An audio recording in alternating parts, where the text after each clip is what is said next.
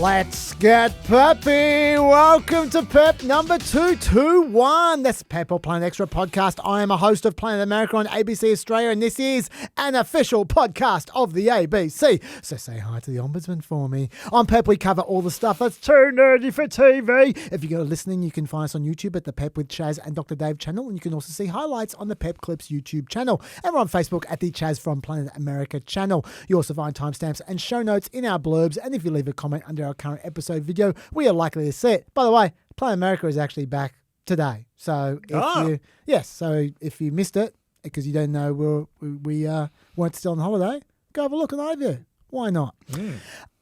You can also tweet us or Blue Sky at PEPCHASDRDAVE. That's at PepChazDrDave. If you want to chat to some fellow Peppers, you can join our Discord server. It's on the screen now or in the blurb of the podcast. But if you want to contact me or Lockie the Lucky privately, why not email us? The address is producer@pepthepodcast.com. That address again is producer@pepthepodcast.com. And do not forget to subscribe for all that peppy goodness. It all helps. And we're recording this at 2:10 p.m. on a Thursday afternoon. But for now, let's turn to the man who will never raise the stakes on inconsequential views. I'm talking about Dr. Pepper himself, Dr. David Smith. Hi, everyone. Yes, as Chaz said, I'm Dr. David Smith. I'm an associate professor at the United States Studies Centre at the University of Sydney. But Chaz, look, I've been many things in my life. I've been a bookstore employee. I've been a high school debating coach. I've even been a blood donor for scientific purposes. But one thing I have never been is a spokesperson.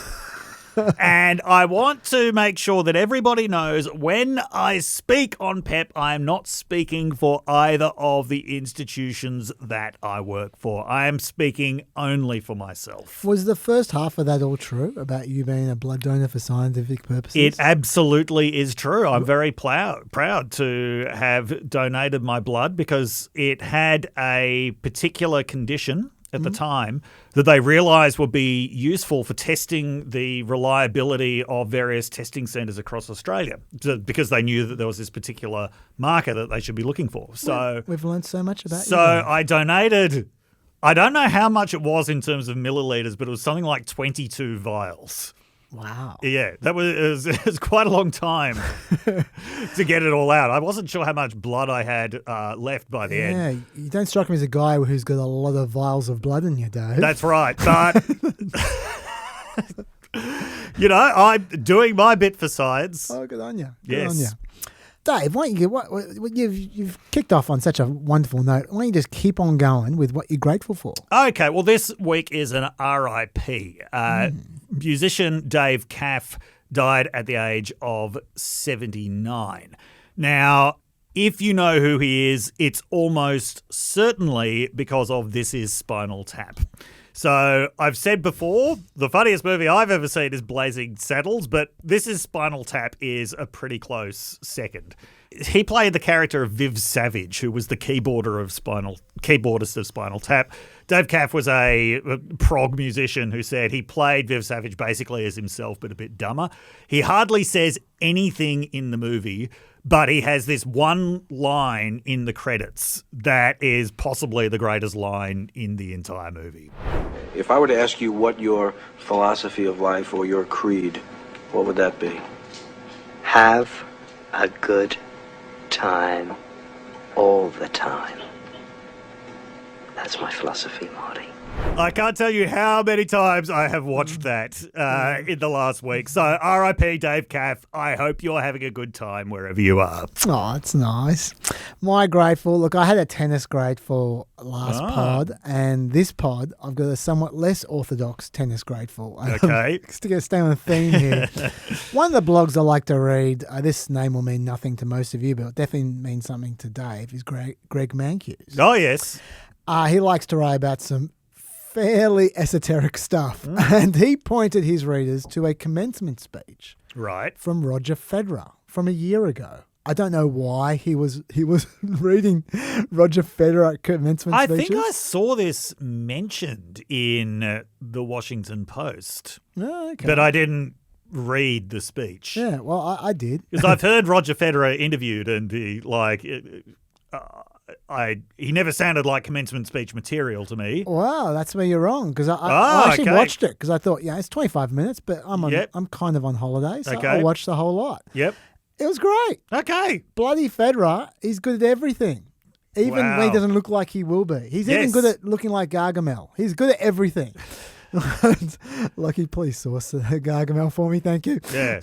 And, there was one bit of advice that I thought was particularly good from his commencement speech, and I thought I'd share it with you. It's advice that Mankiw himself had singled out, so we agreed this was good advice. Yep. And I thought I'd share it with you all right here. In tennis, perfection is impossible. In the 1,526 singles matches I played in my career, I won almost 80% of those matches. Now, I have a question for you. What percentage of points do you think I won in those matches? Only 54%. In other words, even top-ranked tennis players win barely more than half of the points they play. When you lose every second point on average, you learn not to dwell on every shot. You teach yourself to think, okay, I double faulted, it's only a point. Okay, I came to the net and I got passed again, it's only a point. Even a great shot, an overhead backhand smash that ends up on ESPN's top 10 playlist, that too is just a point. So here's why I'm telling you this. When you're playing a point, it has to be the most important thing in the world, and it is. But when it's behind you, it's behind you. This mindset is really crucial because it frees you to fully commit to the next point and the next point after that, with intensity, clarity, and focus. The truth is, whatever game you play in life, sometimes you're going to lose. A point, a match, a season, a job. It's a roller coaster with many ups and downs. And it's natural when you're down to doubt yourself and to feel sorry for yourself. And by the way, your opponents have self-doubt too. Don't ever forget that. But negative energy is wasted energy. You want to become a master at overcoming hard moments. That is, to me, the sign of a champion. The best in the world are not the best because they win every point. It's because they know they'll lose again and again and have learned how to deal with it. I reckon that is brilliant advice. That is great. The next challenge you're facing means everything until it's over. Yes. And then you move on. That's right. And the more you can commit to the now and the faster you move on from the now, the better off you'll be. This is quite inspiring to me because it doesn't matter that I get every second fact wrong on average. The important thing is to move on to the next fact. It is. It is. Yeah. And we definitely do. Oh, that was great. I'm sorry I doubted Roger Federer. I think I was poisoned by David Foster Wallace's essay about him. And I thought, anything that David Foster Wallace is this enthusiastic about kind of turns me off a little bit. But that was great. I was nearly poisoned against Roger Federer by his watch ads, which I found really annoying. But that was much less annoying. That was great. Yeah. And also, I want to point out a very important sub-lesson in that, which is about gambling. Yep. The very best gamblers on sports, they win about 54% of the time, or like 52 to 54% of the time. Never trust anybody who claims that they're winning more than that in sports gambling. Okay. Just don't. That's good advice. Yes. Do not deliver that at your commencement speech. That is good By the way, advice. I think the Panthers are going to win the NRL premiership this year. Don't bet money on that. Do not bet money on that. How much are you going to lose? Yeah. Think of what you could be buying instead. Literally anything would be more valuable than betting on that. Anyway, I am grateful to you, Roger Federer, for that advice. I'm grateful to Greg Mankiw for pointing it out. I'm grateful for Dave for the bonuses and for the great tip on the Panthers. Quick update before we get into the new stuff. Well, not really new stuff. The newer stuff. Update from the last pod, I talked about the floods, the Texas floods. And I thought I was quite fair to the Trump administration, I have to say, in letting them off the hook for the effect that their cuts may have had on the National Weather Service's warnings for people. Yep. I did note that their budget cuts to FEMA and the NWS and to the weather guys, NOAA, could still bite hard in the future, but on this one occasion, it wasn't necessarily a big issue. I also noted that Kristi Noem's incompetence and red tape may have delayed some fairly important services being deployed to the disaster area for almost 72 hours. And I sort of left it at that. Little did I know at the time what was going to be coming out over the next few days. Oh, dear. And just how badly the administration would deal with that news. This is what happens every time you try to be fair to the Trump administration. Should really learn to stop doing that. Okay, before we get to the Trump administration, the locals. Yeah. Firstly, NWS might not have hashed up their warnings, but the local authorities may well have. FEMA have a warning system called IPAWS. That stands for Integrated Public Alert and Warning System. Those warnings go out to every mobile phone in the area. But on July 4, while the National Weather Service sent out an IPAWS flood warning to cell phones at 1:14 a.m., like I said they did, that's their job to do that. But it's the job of the local officials to send out evacuation warnings, which is very different. That's their call to make, not the weather guys. And they chose not to do that. There was also dispatch audio of a firefighter at the scene of the flood while it was flooding, telling Kerr County officials on the phone to alert nearby residents. That was at 4:22 a.m. They did nothing. They eventually sent out evacuation warnings on the Code Red system, which is a different system to the IPAWS system. This is one that people have to sign up for. So it doesn't go to everyone. It just goes to the people who know about it and ask to be on it. And those people receive their text messages much later. Well, some received it at 5:50 a.m., an hour and a half after the flooding began. Some received it at 10 a.m., 6 hours after the flooding began and when they were probably dead. Interestingly, it was Kerr County Judge Rob Kelly who was partly responsible for that decision. He was also the one who I quoted last week trying to shift all the blame onto NWS afterwards. So that might explain why he was trying to throw NWS under the bus. Local papers have also published transcripts of local commissioner meetings where they'd previously considered installing a flood siren system but decided against it, 1, for financial reasons, 2, for convenience reasons, most importantly, 3, because they didn't want to use money granted to them by the Biden administration, which is interesting. Dear, oh dear. But then we get to the feds. Turns out FEMA had fewer than 100 people on the ground in Texas up to 4 days after the floods. On the 5th day, they turned up. Well, kind of. There were 311 of them on the 5th day. But after Hurricane Helene, there were 1,500 of them within a week. And Trump considered that response to be a failure. So compare and contrast there. FEMA's acting chief, David Richardson, didn't even turn up for over a week. Also, DHS's issues didn't end with what I told you last podcast. According to New York Times, Kristi Noem allowed the contracts to expire for many of the call center operators at FEMA's disaster assistance line. Why did she do that? We have no idea. She might not have done it intentionally. She might just be lazy, like she was with the other stuff. It might have been just one more expense that was greater than $100,000, so the DHS couldn't spend it without her office's permission, and they took their time to give that permission. 5 whole days, in fact, it took them after the contracts expired. So what does that mean? July 5, the day after the floods, FEMA receives 3,027 calls from disaster survivors. They answered 99.7% of them, 3,018. July 6, FEMA receives 2,363 calls, answers 846 of them, 35%.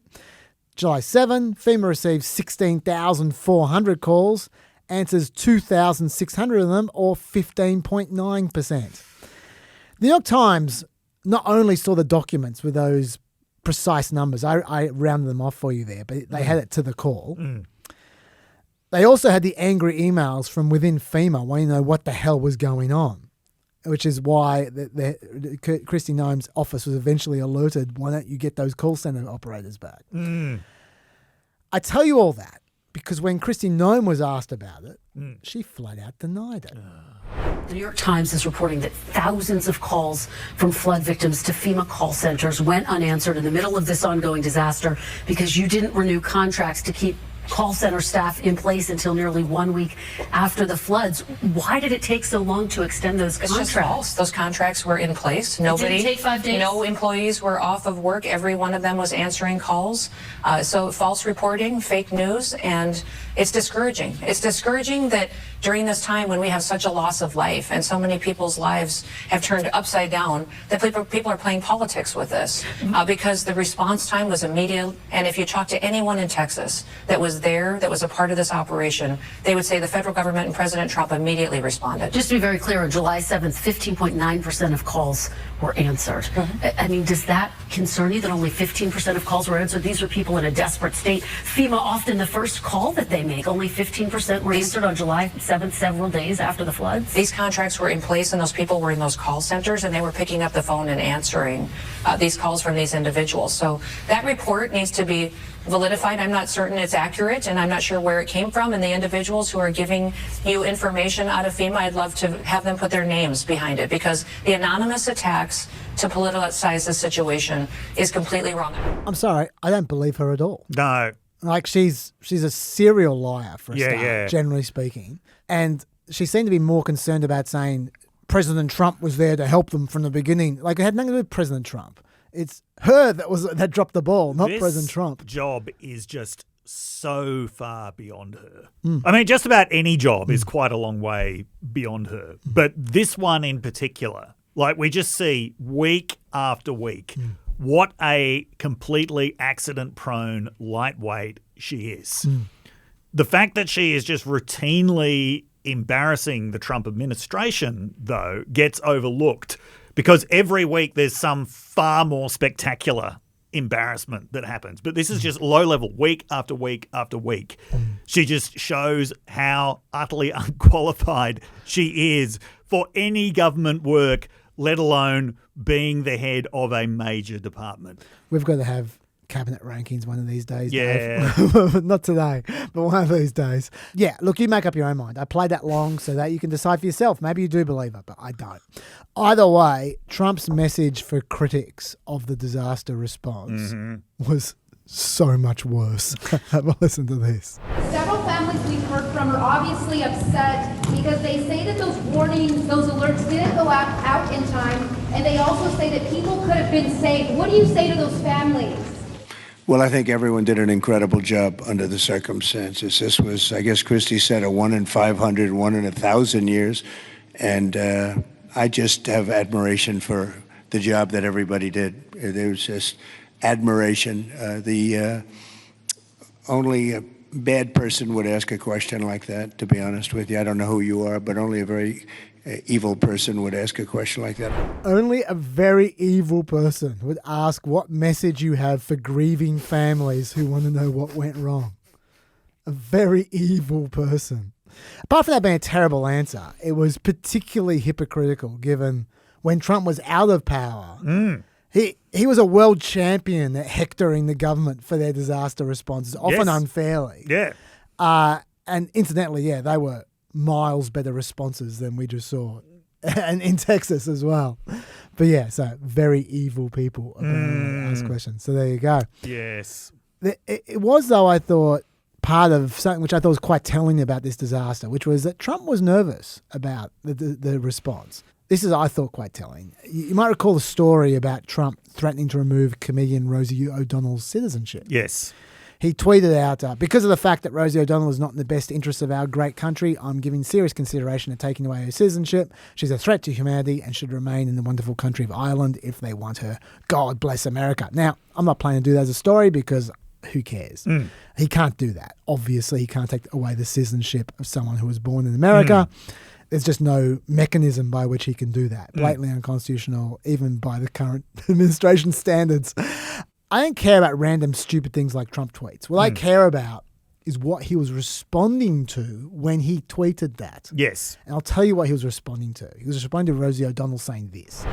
When the president guts all of the early warning systems and the weathering forecast abilities of the government, these are the results that we're going to start to see on a daily basis, because he's put this country in so much danger by his horrible decisions and this ridiculously immoral bill that he just signed into law. People will die as a result, and they've started already. That is why he went her. So what that tells you is, one, Trump is pretty sensitive to criticism about natural disasters. Yep. And two, he was pretty keen to change the topic away from the Texas floods by him doing something crazy.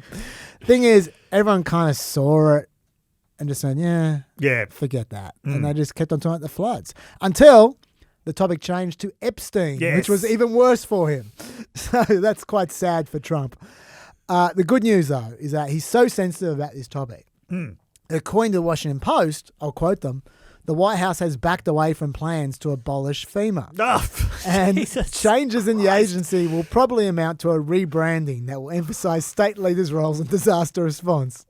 So that might be good news, because getting rid of FEMA, bad idea. Yeah. And if the Texas floods might have given Trump a taste of that, then while that's still 130 people who are obviously we're not happy about dying, that's less than the number of people who will have died in the next few years if they got rid of FEMA. Yeah. So, what's your thoughts? Well, one of the things he might be aware of is it's almost exactly 20 years ago, like 1 month off, that at almost exactly the same point in George W. Bush's second term, Hurricane Katrina hit. And the response to that was also one of self-congratulatory incompetence. This is where the legendary heck of a job brownie phrase came from, which Trump just came perilously close to actually saying yes, he did. In that press conference. Yeah. Now, this is different. There wasn't that scale of loss of life. I think that the death toll in Katrina was about 7 times the amount. Katrina was also it was a major city, but there were some important similarities. It was in a deep red state. The local response was very inadequate, compounded by an inadequate federal response. And it was to do with a disaster that happens on a semi-regular basis. So Texas, because that part of Texas is very dry most of the time, when the flooding does happen, it happens very hard because there is nothing to get in the way of it. So there were some kind of uncanny similarities there, which he probably would have been aware of. Hurricane Katrina, of course, was a problem that lasted for years. People were homeless as a result of that for years. A lot of people never came back to New Orleans as a result of that. One of the other consequences of Katrina, though, at least this is how I remember it at the time. Maybe I'm telescoping things together a bit here, but I was living in the US at the time. I'd been living there for about a year. George W. Bush won the 2004 election at the height of the Iraq War, and that election victory at the time was pretty much a vote of confidence in the Iraq War. Nobody likes to think about it in that way now, but that is what it was. After Hurricane Katrina, maybe I'm telescoping all of this, but I seem to remember the discourse about the Iraq War changed pretty significantly. And I think that might have been because when people could see the response to Hurricane Katrina in the United States going so badly, and the Bush administration talking about how great it was, I think people started to think, maybe things are not going so well in Iraq. And I think that was the moment where the decline in approval of Bush began and just never recovered. And by 2006, I can remember Fox News mocking George W. Bush about Iraq. Like calling him the sheriff with a tiny 6-shooter or something like that. It was pretty juvenile, but they were mocking him. But yeah, it was one of these things that he just never recovered from. I don't know to what extent Trump is aware of all of this history. I think he is. But I can imagine him being nervous about a poor response to a natural disaster in the South. I think he's pretty aware of Hurricane Katrina and the impact. The other thing I'd add to what you just said. Yeah. I agree with everything you just said, except for I'm not sure. Obviously, I have the polls in front of me. Yeah. But I'm not sure that the descent began on Katrina. I think the descent began on Social Security before Katrina. Oh, okay, yeah. But there's no doubt everything else that you said, I think, is spot on. That while he might have lost 5 points off Social Security, he then lost another 5 points off Katrina, and it stayed there. Yes, and I do think it poisoned everything. Yeah, it poisoned Iraq. It poisoned everything. Yeah, I agree. Well, a lot of things poisoned Iraq. Yes. Iraq wasn't. It wasn't great. Iraq was pretty poisonous. Yeah. Yes. Anything else to say about the floods, or no? No. Okay. All right. Well, why don't we get into the topic which a surprisingly large number of people asked for in the comments, as if we weren't going to talk about it even without a request. And pretty much every interview I have conducted this week was about, which was Epstein. Yes. Okay. So, Dave, why don't we start with the background before we get to what's happened in the last few weeks? Why don't we get to the background leading up to that? Would you like to start? Would you like me to start? You can start. Okay, then. All right. Well, let's start with Trump and Epstein because that's an important little friendship to just tick off on. Yep. That Trump and Epstein became friends in 1987. They became neighbours in 1990. Apparently, they partied quite a lot together with some rather unfortunate overlay, which Lockie can roll over now. And, between 1993 and 1997, Trump flew on Epstein's plane at least 7 times, according to the flight logs. Epstein introduced Trump to Melania. According to Epstein, Trump and Melania first had sex on his plane. That's an image, isn't it? Yeah. Virginia Giuffre, one of Epstein's prime accusers, was recruited to work for Epstein from Mar-a-Lago. Yes, I remember that detail. Yeah.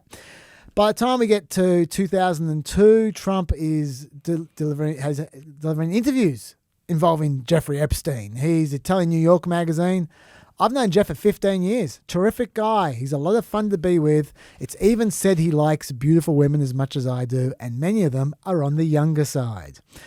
According to Michael Wolff, who has written books about both Trump and Epstein, and to be honest, I don't entirely trust the guy, but hey, he's written books and I haven't. Epstein once showed him some photographs of Trump with girls, quote, of an uncertain age at Epstein's Palm Beach house. 2 of them showed topless girls sitting on Trump's lap, and one of them showed girls pointing and laughing at a visible stain on Trump's pants, according to Michael Wolff. Trump and Epstein had a falling out in 2004 not over Epstein's proclivities, over a real estate deal. Oh, of course. As much as in hindsight, all of Trump's supporters go, "Oh, it's because Trump couldn't tolerate what Epstein..." No, it was a real estate deal. Epstein was then arrested in 2008, nothing to do with Trump, for child sex crimes, but he was granted a pretty sweet settlement. Yeah. He did have to register as a sex offender, but other than that, he had 13 months of work release from jail and all the rest of it. It was pretty sweet. Yeah. Epstein was then arrested again in 2019. That's under Trump. He was charged by Trump's DOJ, and he obviously died in jail, which was controversial at the time. So far, the only person who has actually faced justice for the whole affair has been Ghislaine Maxwell. She's serving 20 years for child sex trafficking and other offences. She was charged under the Biden administration, though. And Trump had this to say about Ghislaine Maxwell back in 2020. Ghislaine Maxwell is in prison. How do you see that working out? I don't know. I haven't really been following it too much. I just wish her well, frankly. I've met her numerous times over the years, especially since I lived in Palm Beach, and I guess they lived in Palm Beach. But I wish her well. Then, even more notable was Trump's response when asked by Fox News last year about releasing the Epstein files. Would you declassify the 9/11 files? Yeah. Would you declassify JFK files? Yeah. Would I you, did. I did a lot of it. Would you declassify the Epstein files? Yeah, I would. All right. I guess I would. I think that less so because, you don't know. You don't want to affect people's lives if it's phony stuff in there because there's a lot of phony stuff with that whole world. But I think I would, or at least Do you think that would restore trust? Help restore trust? Yeah, I don't know about Epstein so much as I do the others. Certainly about the way he died. It would be interesting to find out what happened there because that was a weird situation and the cameras didn't happen to be working, et cetera, et cetera. But yeah, I'd go a long way toward that one. The other stuff I would. Interestingly, Fox News edited out all of Trump's equivocating after his first answer there, which actually changed the meaning of his answer quite a lot, but yet no Paramount-style lawsuits there. Interesting. That takes us to this year, where by contrast to Trump not being sure what he's going to do with the Epstein files, Pam Bondi knew exactly what she was going to do. Oh, yes, she did. Oh, yeah, on Fox News in February this year. Now, pay close attention to what she's saying and ask yourself what you think she's referring to, because it will become relevant. The DOJ may be releasing the list of Jeffrey Epstein's clients. Will that really happen? It's sitting on my desk right now to review. That's been a directive by President Trump. I'm reviewing that.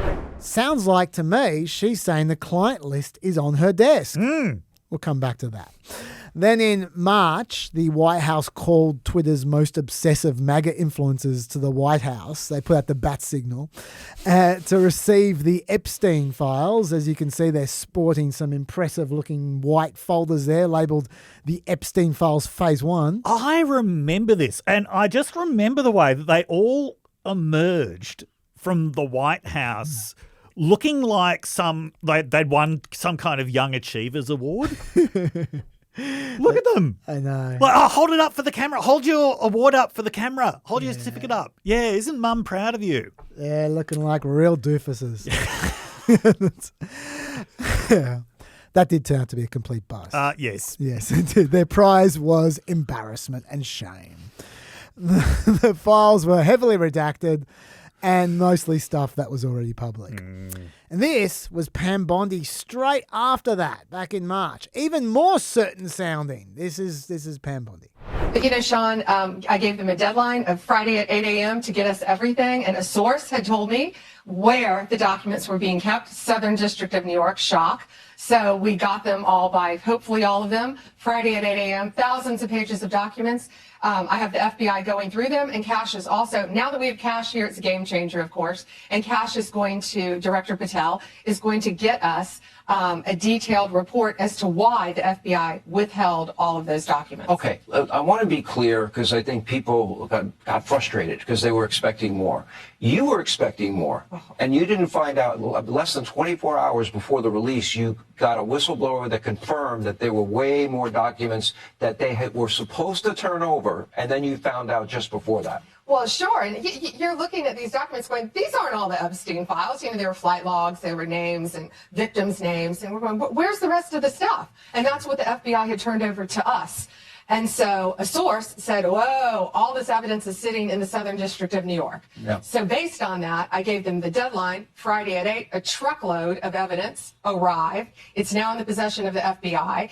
Kash is going to get me and himself, really, a detailed report as to why all these documents and evidence had been withheld. I must say, I was never expecting much to come from this. No.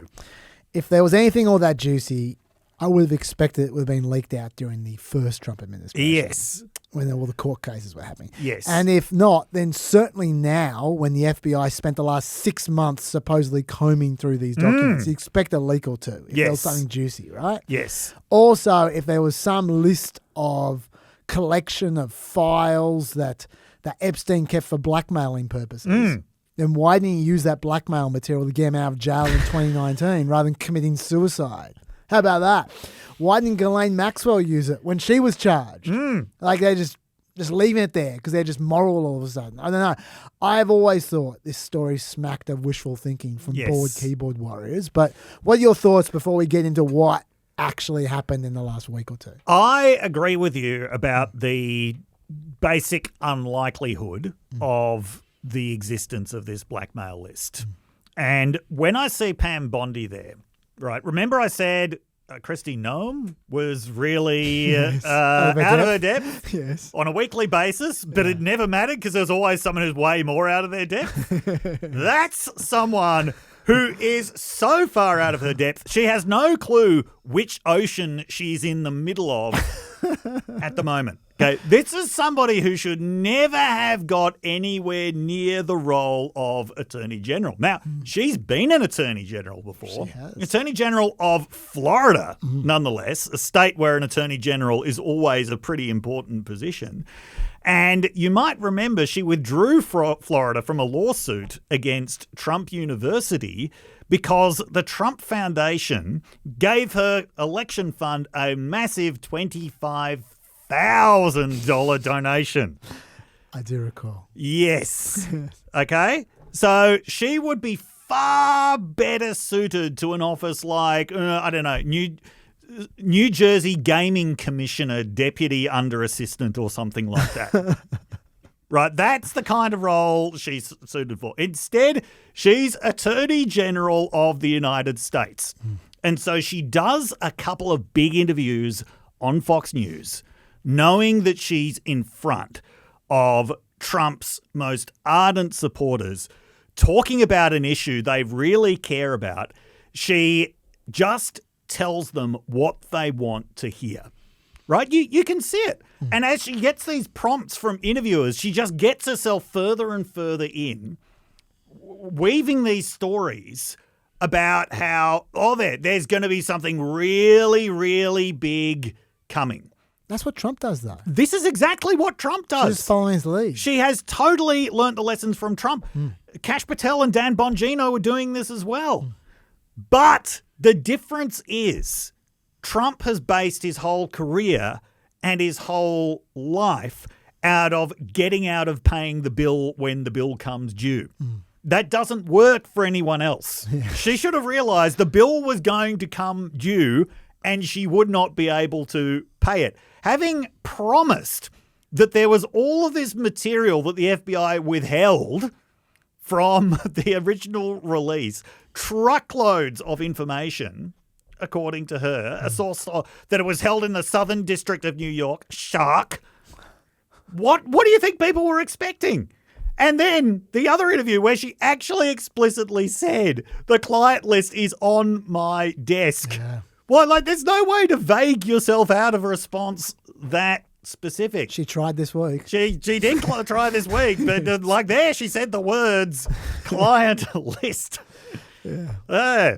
Reminds me of that movie Labyrinth, where the movie begins with this teenage girl getting very frustrated with her baby brother and saying, I wish the goblins would come and take you away right now. And it turns out all the goblins are hiding in her closet, and the goblins say, she said the words! She said the words! She's going to say the word. I wish the goblins would come and take you away. This is what was going on!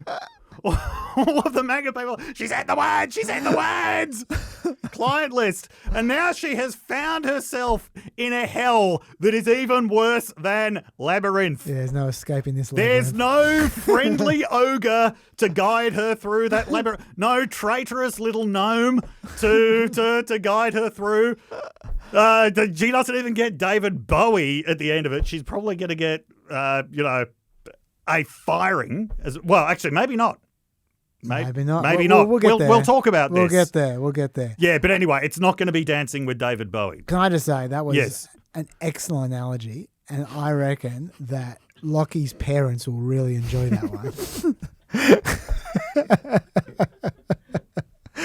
If they're peppers. Should we get into what's happened in the last few weeks? Yes. All right. Do you want me to start? Do you want to start? You can start. Okay. Well, let's start with the FBI. They released an unsigned memo talking about their efforts to go through all the material that they had. Yes. And it said the following. I'll quote them. Much of the material is subject to court-ordered sealing. Only a fraction of this material would have been aired publicly had Epstein gone to trial, as the seal served only to protect victims and did not expose any additional third parties to allegations of illegal wrongdoing. Through this review, we found no basis to revisit the disclosure of those materials and will not permit the release of child pornography. This systematic review revealed no incriminating client list. There was also no credible evidence found that Epstein blackmailed prominent individuals as part of his actions. We did not uncover evidence that could predicate an investigation against uncharged third parties. And they also said that Epstein committed suicide and said that, quote, further supported by video footage from the common area of the special housing unit where Epstein was housed at the time of his death. As DOJ's Inspector General explained in 2023, anyone entering or attempting to enter the tier where Epstein's cell was located from the Special Housing Unit common area would have been captured by this footage, and they released the footage. It was 11 hours of this exciting stuff. Now, I don't know if you watched it all. I certainly didn't. But there were two major problems immediately observed here by the MAGAites. Firstly, this video was not of the door to Epstein's cell. It was of the door next to Epstein's cell. You cannot see Epstein's door at all in this footage. Secondly, there is a minute missing in the footage between 11:59 p.m. and midnight, which is strange. And so that led to inevitable questions about what happened to the client list on your desk, Pam Bondi. Why haven't you released more material? Was Jeffrey Epstein an intelligence agent? Why was there a missing minute in the footage? And how do we get out of this labyrinth? And this is what Pam Bondi said. In February, I did an interview on Fox, and it's been getting a lot of attention because I was asked a question about the client list, and my response was, it's sitting on my desk to be reviewed, meaning the file along with the JFK, MLK files as well. That's what I meant by that. Also, to the tens of thousands of video, they turned out to be child porn downloaded by that disgusting Jeffrey Epstein. Child porn is what they were. Never going to be released, never going to see the light of day. To him being an agent, I have no knowledge about that. We can get back to you on that.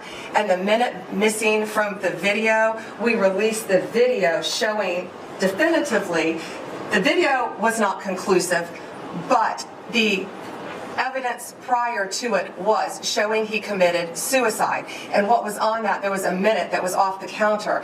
And what we learned from Bureau of Prisons was every night, they redo that video. It's old, from like 1999. So every night the video is reset, and every night should have the same minute missing. So we're looking for that video to release that as well, showing that a minute is missing every night. And that's it on Epstein. Interesting that she admitted the footage wasn't conclusive, but other evidence was. Other evidence they're not releasing for some reason. Interesting. And then, by the way, Wired magazine also noticed in the metadata of the video that actually more than a minute had been removed. 2 minutes 53 had been removed. Yes. Which is interesting as well. Now, a pepper named Nick, also an old school friend of mine, I was alerted to this by him. He pointed out 2 minutes 53 seconds is the exact length of Spice Girls' Wannabe. Are you saying the Spice Girls killed Jeffrey Epstein? No, but by playing their song? But it's like this classic movie trope that loud music of some kind, usually opera, usually something very dramatic, gets used to cover up a killing or to mask the sounds of a killing. But they probably don't have any opera in jail, so maybe yes, Spice Girls. That might have been the last thing he heard. Wow, not even Jeffrey Epstein deserves that. Okay, having said all that, once again, there's a bit of a pattern in this Pep. Yeah. Trump's response was even worse.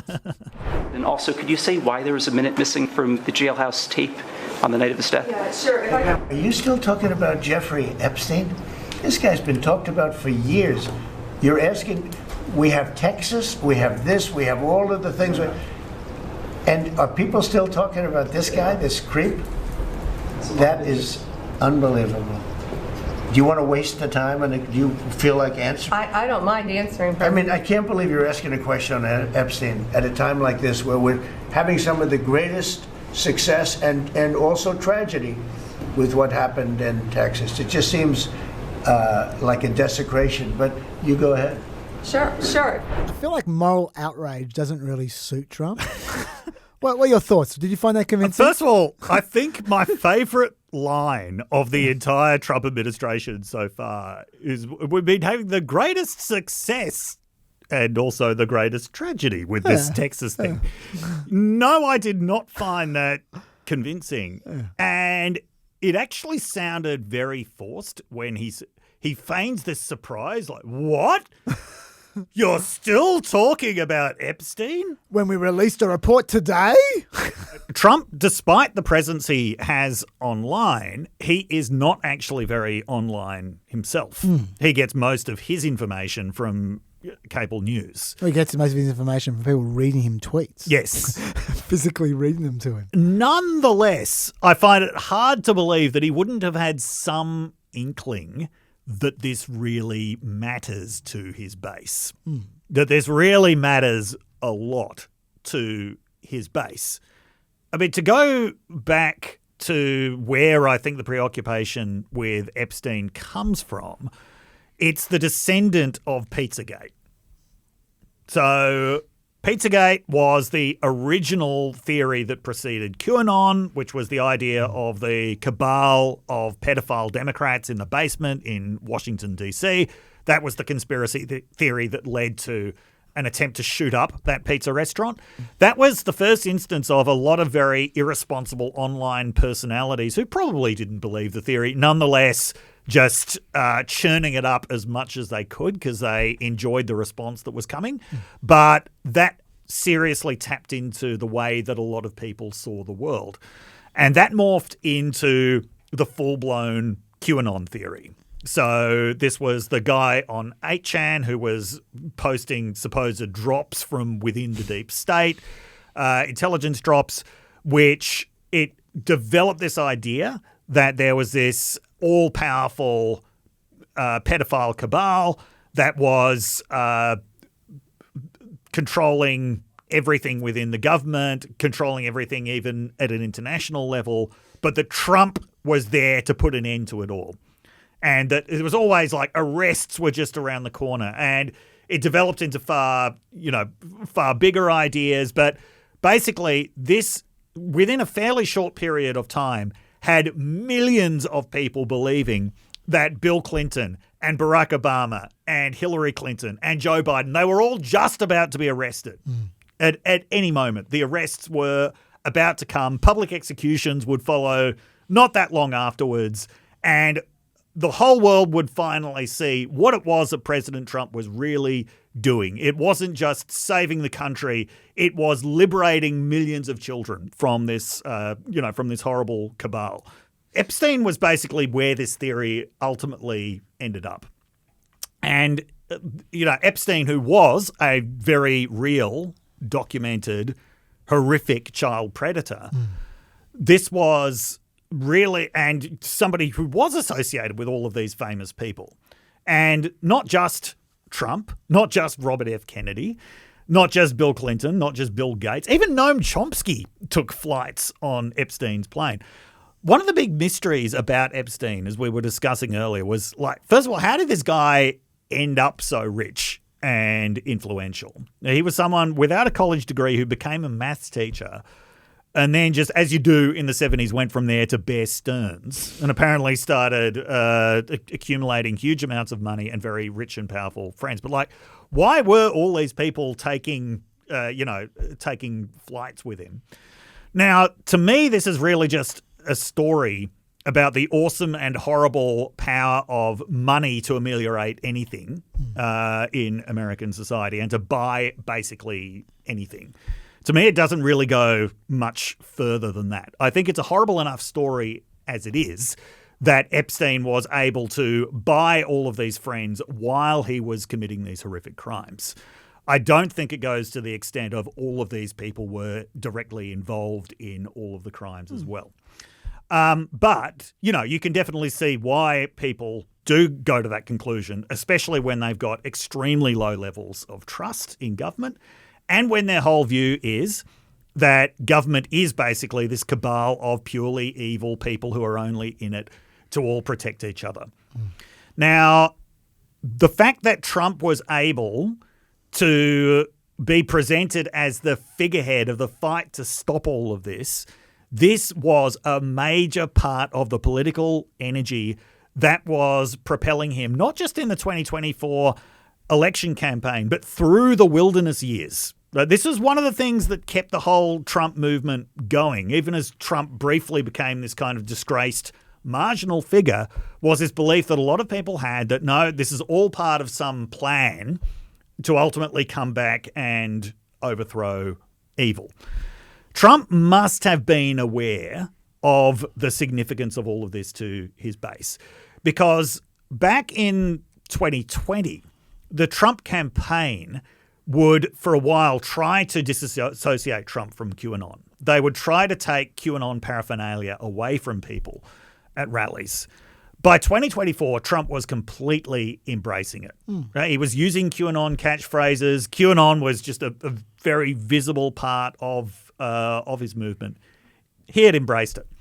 Now, he admittedly, as we saw, was he was never making the same kind of claims about the Epstein information as Pam Bondi and Kash Patel and Dan Bongino were. That's correct. He was not making them as explicitly. He wasn't talking about client lists. He was saying that all of the information would be released, and he did have some statement, I can't remember the exact wording of it, though, saying it would be bad for a lot of people, but not for him because he never went to the island. But at the same time, he was saying that there was going to be a lot of stuff that wouldn't be released because of the fact that the witnesses needed to be protected. But nonetheless, he must have been aware of the energy that was being harnessed. And El Hardy can talk a little bit more about the specifically religious components of this, but this went right to the heart of people's sacred values. This went to the core of their worldview that Trump is on the side of light against the forces of darkness. So for it to then just all amount to this, a report saying there's nothing to see here, a report saying it was suicide, there was no client list, we investigated this very thoroughly, but sorry, this is as far as it goes. That's what they would have expected from a previous administration. Now, for what it's worth, I think that that's correct. I think that there probably isn't a client list. I've got one reason for doubting it, which I'll go into a little bit later on. I do think it was suicide. I don't think that Trump is involved in any way. But, I think that's a normal outcome. And I think despite the fact that Pam Bondi has really eroded the credibility of the Justice Department and that Kash Patel and Dan Bongino are like exactly the wrong people to lead the FBI, I still believe that the people working there who were charged with investigating this, as well as everybody else who's been looking into this since 2019, I don't think they're covering anything up. And as you say, it would have leaked.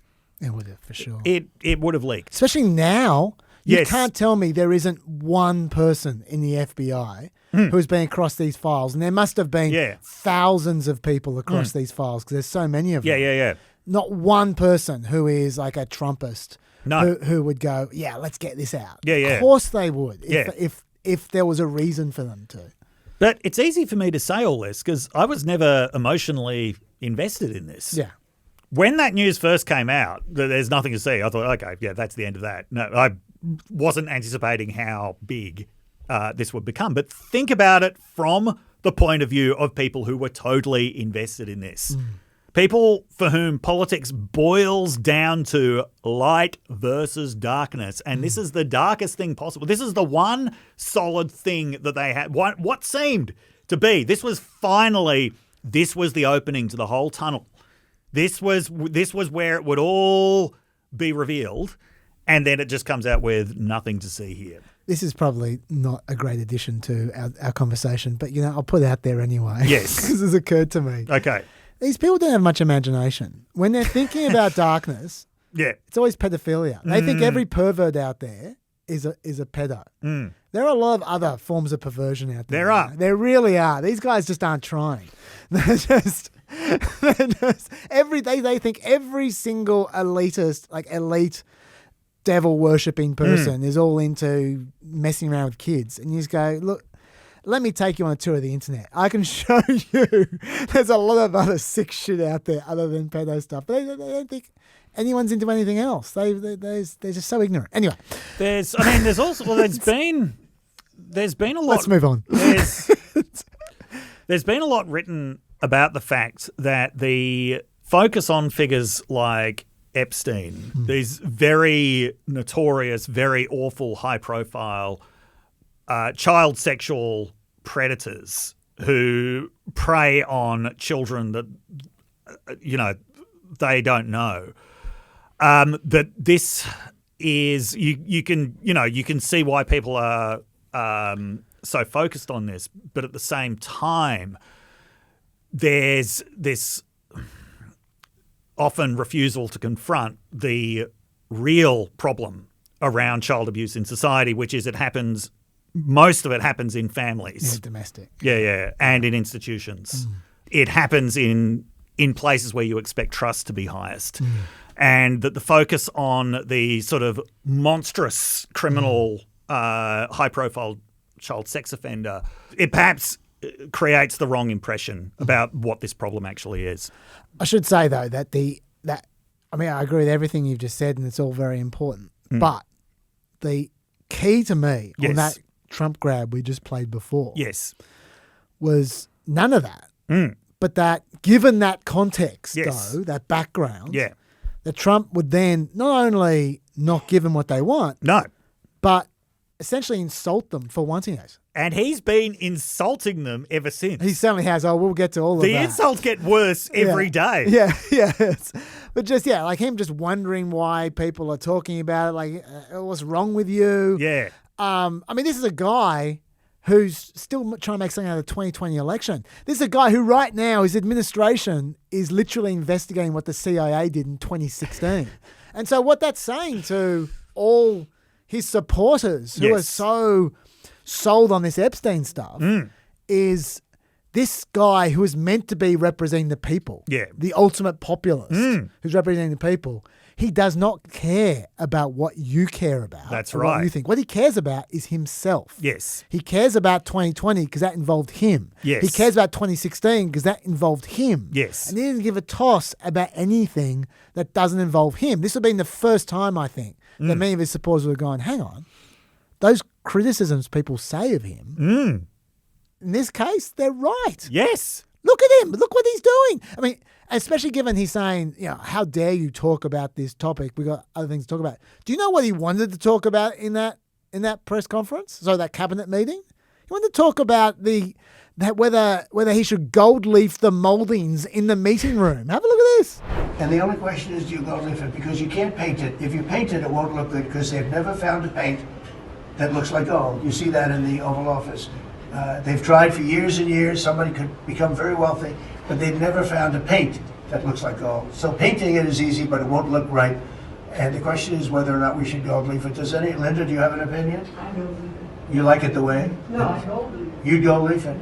Yeah. Who would gold leaf it? Could I raise you? How about, would you gold leaf it?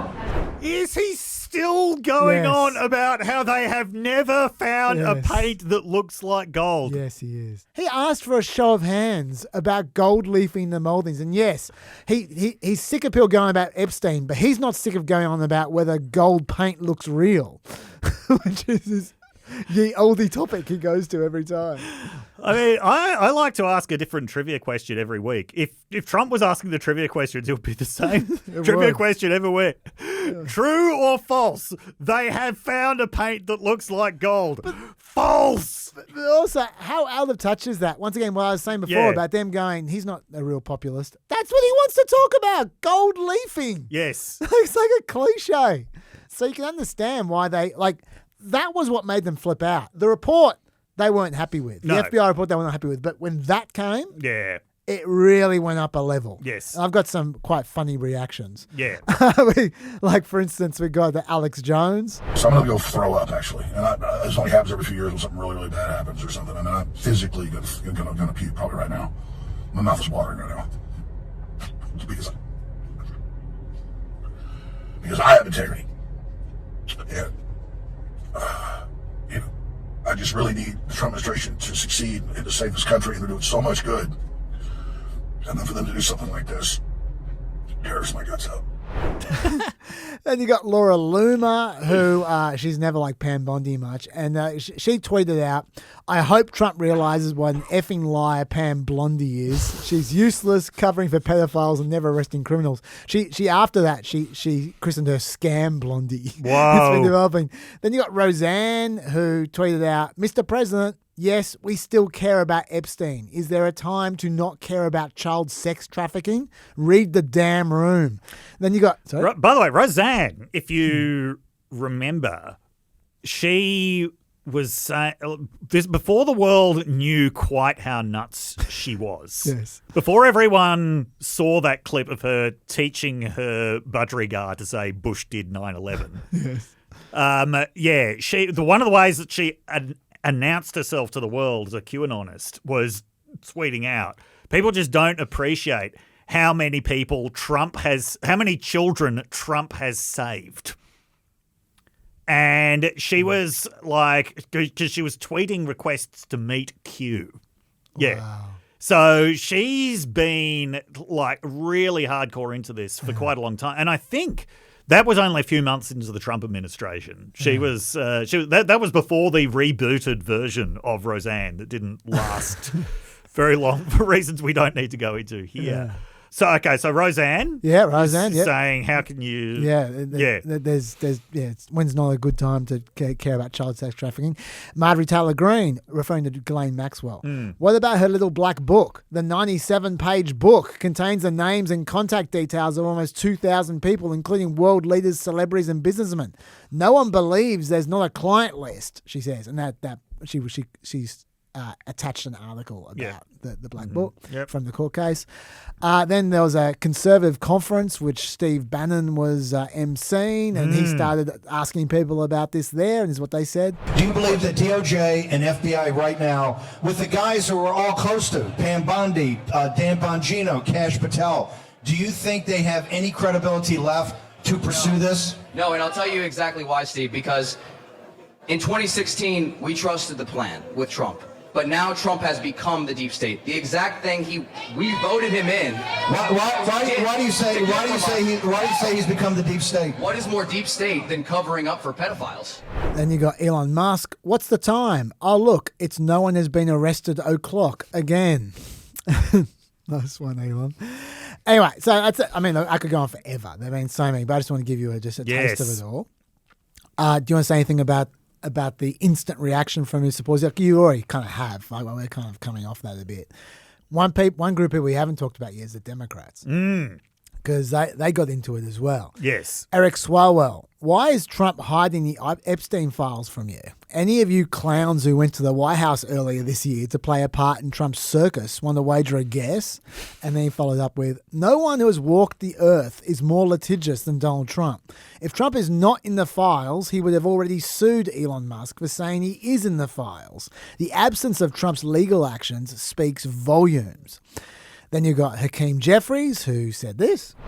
The American people deserve to know the truth, the whole truth, and nothing but the truth as it relates to this whole sordid Jeffrey Epstein matter. What, if anything, is the Trump administration and the Department of Justice hiding? What I like about Hakeem Jeffries is that it's one hand gesture per word. What I like about Hakeem Jeffries is even while he's talking, he looks like his own waxwork. He barely moves his mouth. He never moves his eyes. Definitely moves his hands, though. He does move his hands. That's true. This is probably the best iteration of this kind of opportunistic argument, though, from John Ossoff, I thought. Did anyone really think the sexual predator president who used to party with Jeffrey Epstein was going to release the Epstein files? That's a good way of putting it. And I mean, I don't agree with him, but I mean, if you're trying to be opportunistic, that's a good way to do it. And Hank Johnson has really gone the extra mile in terms of self-abasement. Do you know what I'm talking about? I know who you're talking about. I don't know what you're talking about. Oh, you're going to love this. We're going to play this in full for you, but we'll just play an excerpt for the Peppers. Enjoy. Epstein died by suicide. Believe that, and you must be blind. You've been telling us you released the file, but where are they? We've gone along with what's been told. We've had plenty of time, you're in control. But now you say you will withhold the Epstein file. That's a sing, Congressman. For people wondering, Dave, you can head off to Spotify now. I lost my voice. It's because I've been singing along with that song so much. Look, I've seen worse. Have you? Really? I demand evidence. But never from anybody who has been in Congress for that long. Lockie has called that clip Triple Johnson's coldest 100. Look, I got to be honest. I would take that over Tony Blinken's work. What? Yes. Tony Blinken can actually play the bass. That makes him worse. If you're going to be bad, you may as well be bad on every dimension. Sure. It's instead of like mediocre on one dimension. No, that just makes it worse. Fair enough. Okay. Yeah. All right. Ro Khanna tried to pass a motion about it. Why are the Epstein files still hidden? Who are the rich and powerful being protected? On Tuesday, I'm introducing an amendment to force a vote demanding the full Epstein files be released to the public. The Speaker must call a vote and put every Congress member on record. And then he said, the criticism I'm receiving, this is a couple of minutes later, the criticism I'm receiving is Biden should have done this. Fine. But what is good now for the public? When we have a future Democratic president, if Republicans say, let's support Medicare for all, or let's tax the wealthy, I wouldn't call them out about the past. I'd say, great, let's get it done. It did not get done. In the Judiciary Committee, only one Republican, Ralph Norman, voted to make all the files publicly accessible, and that was not enough. And then in the General House, the vote went down 211 to 210, with every Democrat voting to make the files accessible, all but 9 Republicans voting to not make them accessible, and those 9 Republicans abstained. To be fair to Republicans, though, this is me being fair again, that was a procedural vote. And they could say that they didn't vote with it for other reasons. Yes. So it's not quite fair to say they voted against the direct release of the Epstein files. Since then, Thomas Massey has filed a discharge petition for a real vote. Yep. So let's see how many Republicans say onto that one. So what are your thoughts about these tactics from the Democrats? Democrats are in an extremely rare win-win-win situation here, right? Because there are 3 possible outcomes. One, which I regard as the least likely, is yes, it turns out that the files weren't being released, as Elon Musk said, because Trump's in them. It somehow comes out that Trump is in them. I imagine that would be the end of his presidency. Yeah. Second possibility, which I think is probably the most likely, is that the files don't get released, and that continues to build extreme mistrust between him and his supporters, and the Democrats can keep talking about this forever. Third possibility is they do just release everything. Like, I don't know how legally possible that would be. They release everything, and it does turn out that there's nothing in there incriminating anyone. Do you think his supporters are going to believe that that's everything? Fuck no. They are not going to believe it. They are going to keep believing that there's a cover-up going on. So for Democrats, there is no downside to talking about this. There is no downside to them suggesting that Trump is in there, no matter how defamatory that is.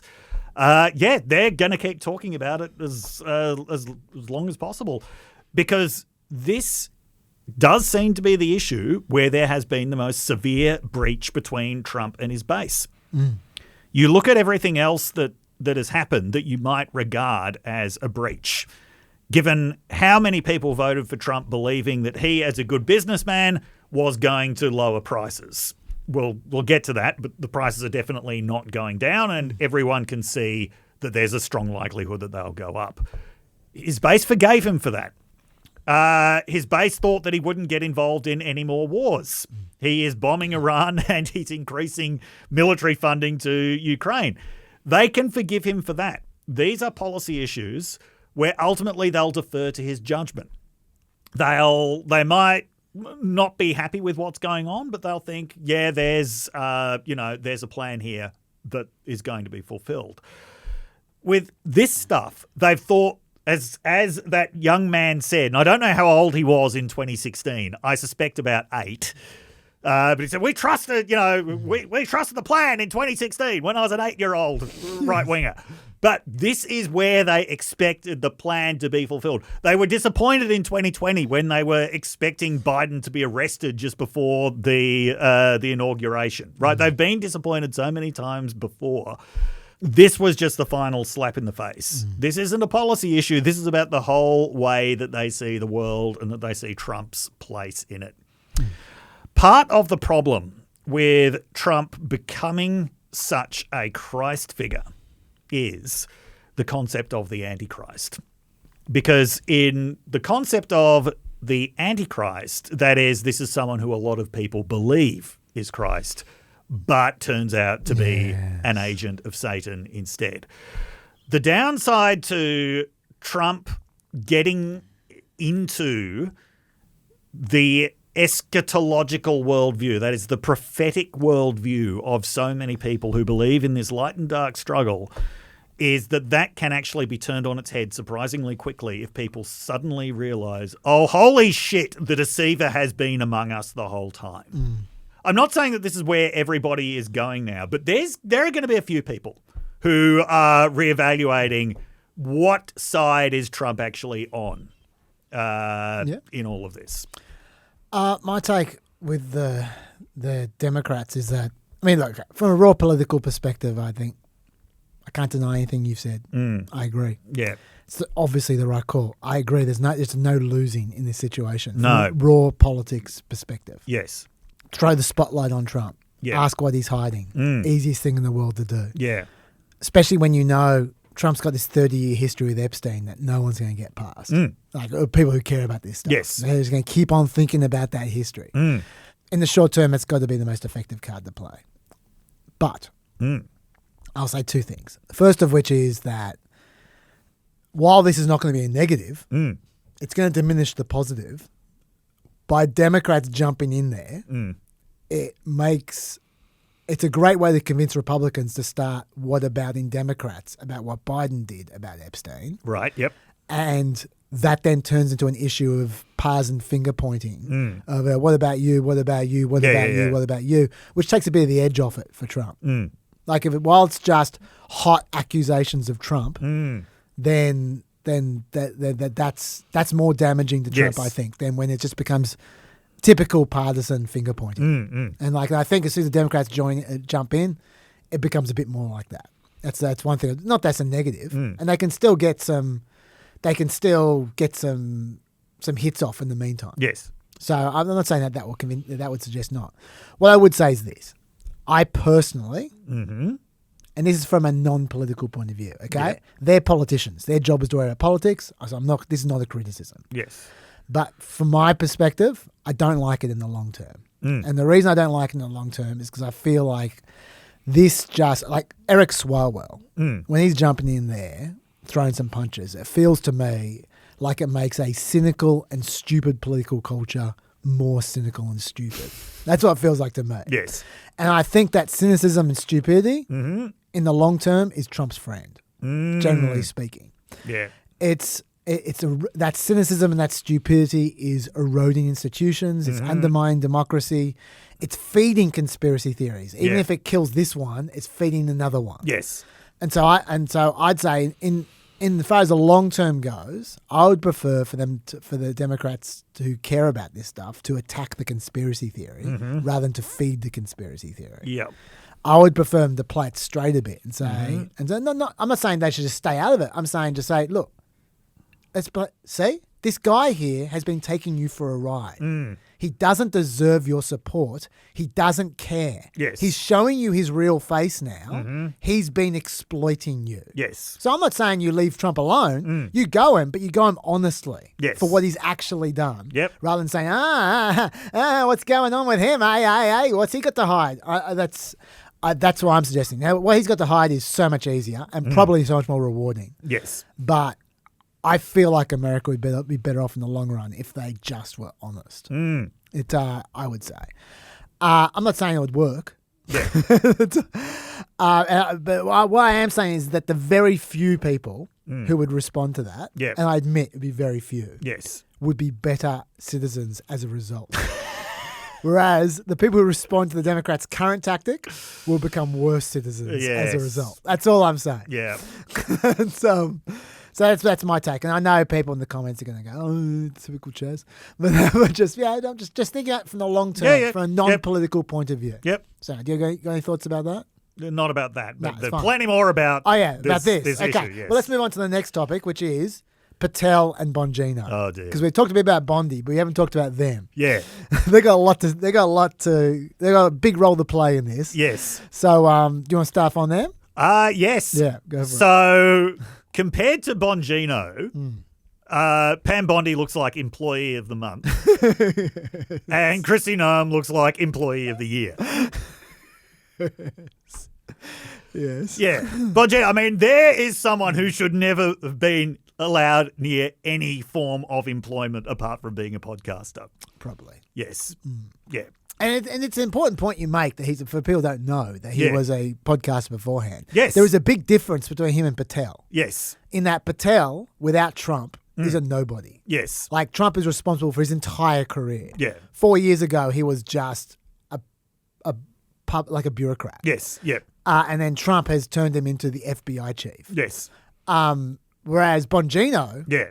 he doesn't need Trump. No. It's got nothing to do with Trump. He's Yes. a media mogul. He is the new Rush Limbaugh. Yeah, yeah. He, without Trump and being anywhere near power, is making tens of millions of dollars a year. Yes. He has taken a huge pay cut to take Yes. this job. Yeah, yeah. And the last thing he needs is to get the base offside. Yes. Patel can get the base offside. He needs to keep Trump on side. Yes. Bongino, it doesn't matter what Trump thinks of him. Yeah. He needs to keep the base on side. And so I think those two incentive structures affect how they respond. Yes. Yeah. So Bongino, I think, of everybody before the election, made the most explicit claims about what to expect. Let's go. The Ghislaine Maxwell Black Book. What names are in there, man? You understand how many powerful people probably want this thing to desperately go away? How many people were interconnected with this Epstein sex ring operation? I heard from a reporter once that there were tapes. A very well-respected reporter, many of you know, that there are a lot of tapes out there of a lot of people. I'm not ever going to let this story go because of what I heard from a source about Bill Clinton on a plane with Jeffrey Epstein. I talked about it yesterday. You can go check it out. I'm not letting it go ever. I'm not letting it go ever. That was this year. And last year he was promising it would be very bad for the Democratic Party. Yes. Yes. So he responded by not turning up to work.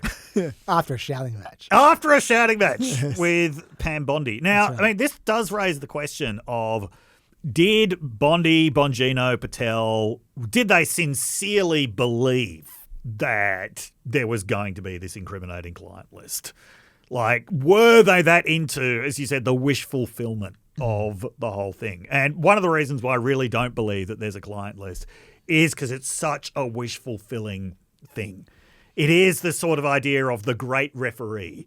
Somewhere up there, there's just this list that is going to come down from on high. I mean, from on high, from a dead guy, from a dead sex predator that is going to settle every argument. Yeah. You can imagine the number of people who are like, I am going to win every single argument online I've ever had and with my family over Thanksgiving because of something that Jeffrey Epstein wrote. Yeah. This is what they were waiting for. This is one of the reasons why I find it so implausible, just because in the real world, those things don't exist. Yeah. Real world bad guys don't make lists of their accomplices. No. That's something that happens in cartoons. Yes. I mean, why would... Yeah. When you need to resolve a plot in 22 minutes for an audience of 10-year-olds. Yeah. Yeah. I mean, if you think about it, if Jeffrey Epstein's trying to blackmail people... Yes. That would be the worst possible form to keep your information as a blackmail. You go, oh, look, here's a name on a list. I promise I didn't make it up.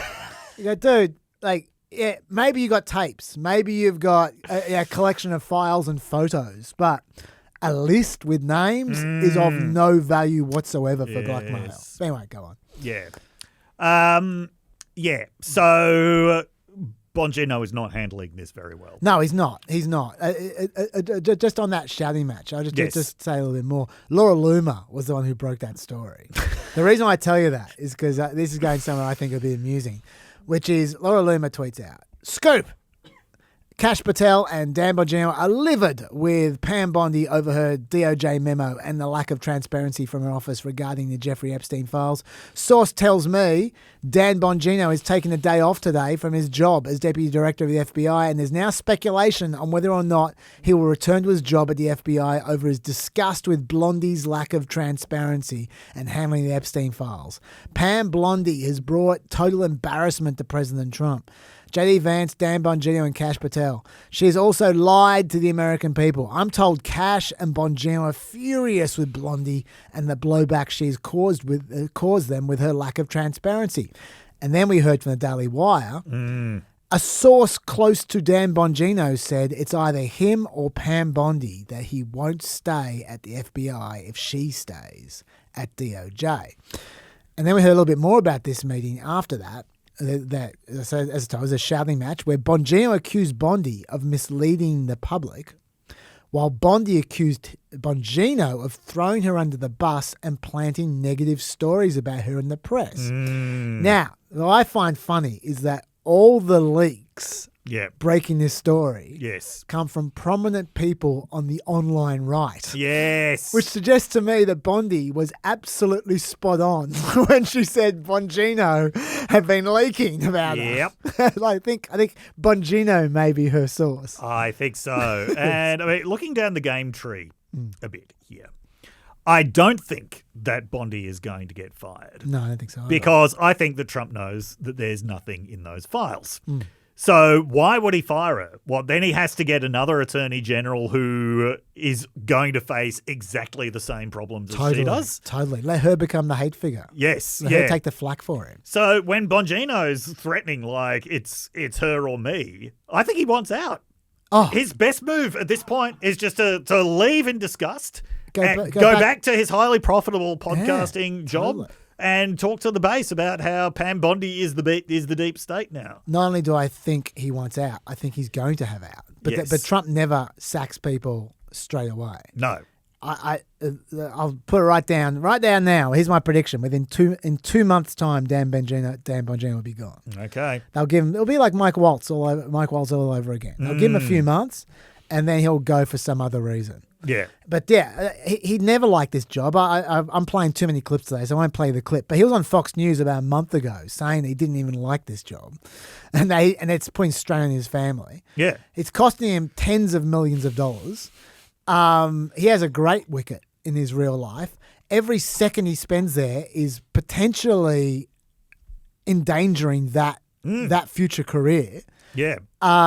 If he gets that now, he gets that now as a hero.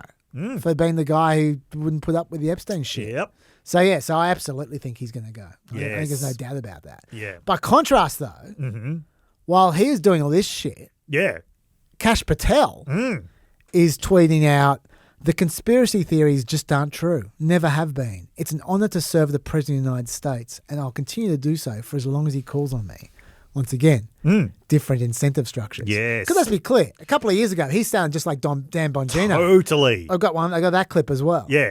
You say that the FBI has Epstein's list. They're sitting on it. That doesn't seem like something you should do. You're protecting the world's foremost predator. That seems like an evil thing to do, regardless of who may be embarrassed in the release of that list. Why is the FBI protecting the greatest pederast, the largest scale pederast in human history? Simple, because of who's on that list. You don't think that Bill Gates is lobbying Congress night and day to prevent the disclosure of that list? And why is it that the Senate, and good for Senator Blackburn to try to get it out, but then Dick Durbin comes over the top and says, no, we're not going to release the names. I don't care about the list itself, but if release the names, right? What the hell are the House Republicans doing? They have the majority. You can't get the list? You're going to accept Dick Durbin's word or whoever that guy is as to who is on that list and who isn't, and that it can and can't be released? Put on your big boy pants and let us know who the pedophiles are. Things have changed. Oh, dear. One issue that I think that we need to mention is, so about the legality of what can and can't be released. Yes. Yeah. Now, first of all, this is one of the things that Trump is invoking at the moment and has been since 2024, he's been hinting at this. Yep. So there are legal reasons why you can't release everything that is in those files. Yes. And that's to protect victims and witnesses. Totally. Think back to when the JFK files were released over the last few years.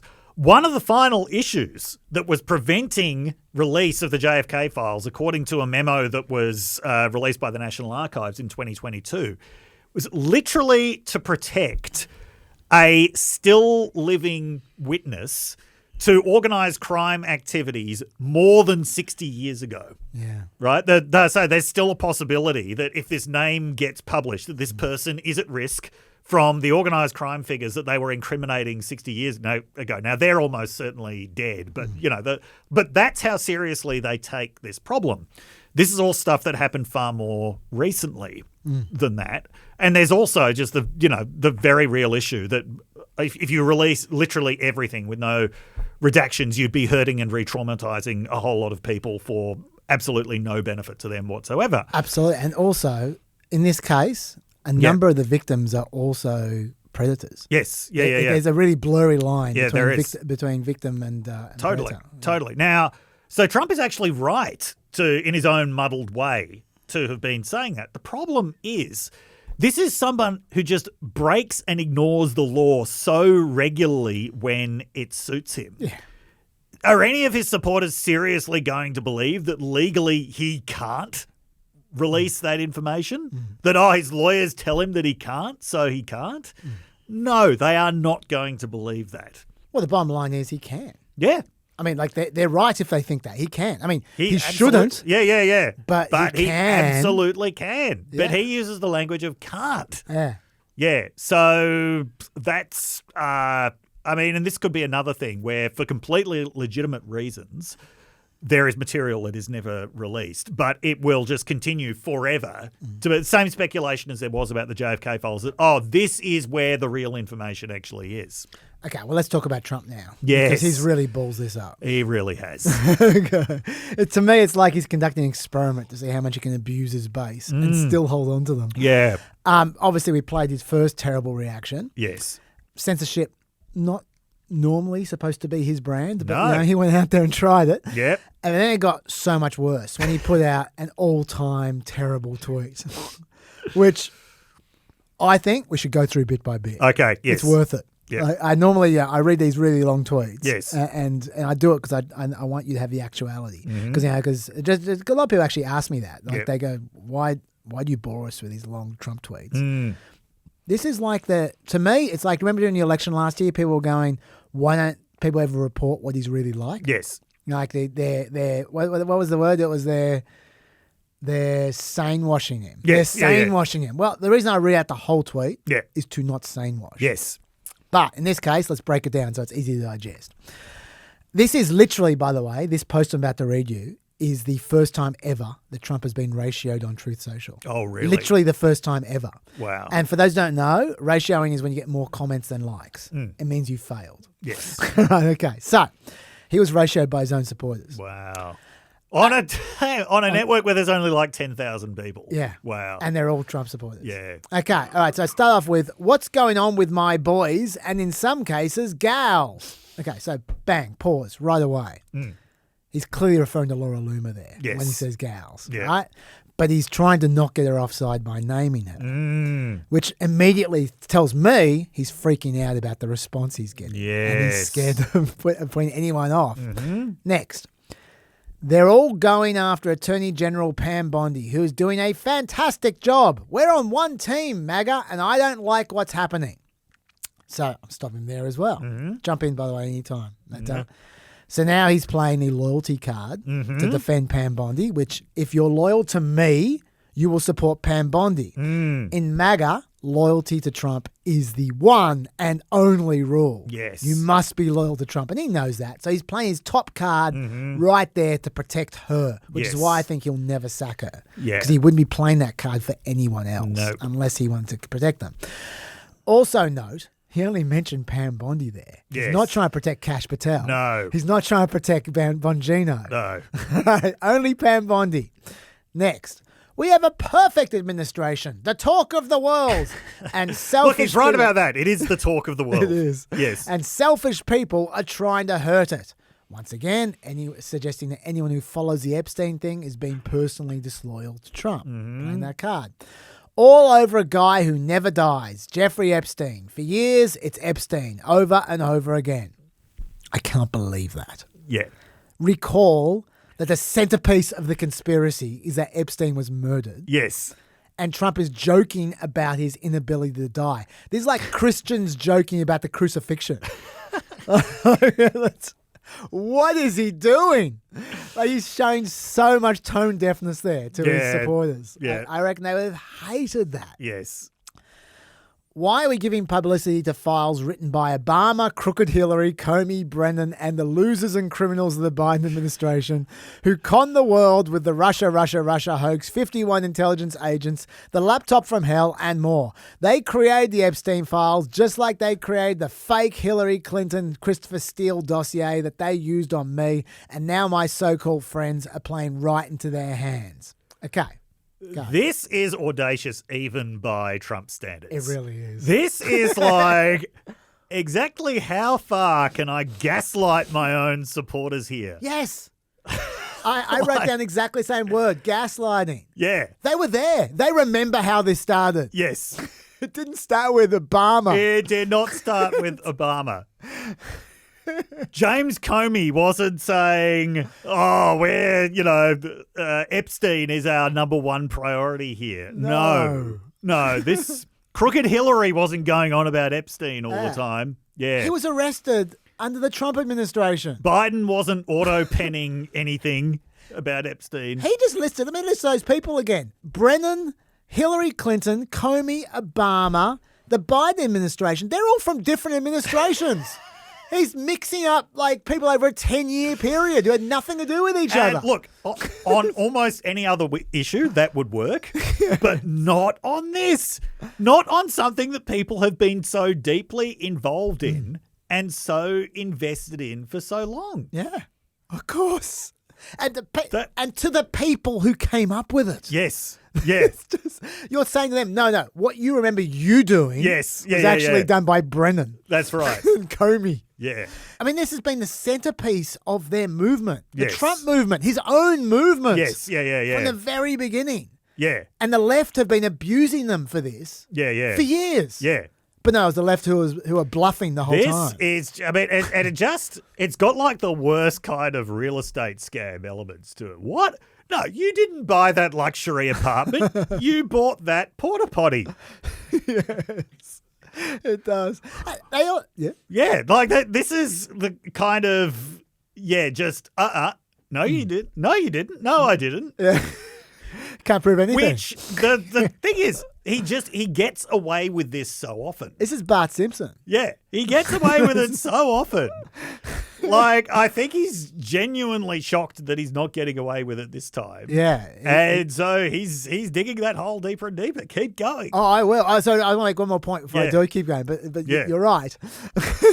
I also just want to say as well that that the other thing they know is that no one's even mentioned the left could be behind this until now. No. So it's come out of nowhere, this new talking point. He hasn't laid the groundwork at all. But also, this is the point I wanted to make. Yeah. Pam Bondi has just said there is no client list. Yeah. And Trump has responded, not that there's no client list and that there's no evidence of conspiracy. He's saying, no, there's evidence. Yeah. And it was all planted by Comey and Obama. Yes. So he's complete contradicting Pam Bondi. Yeah. Which just makes the whole thing so much less trustworthy. Even Benny Johnson, who is the biggest Trump sycophant I've ever seen, and also a moron. Even he picked up on this. Yeah. Okay.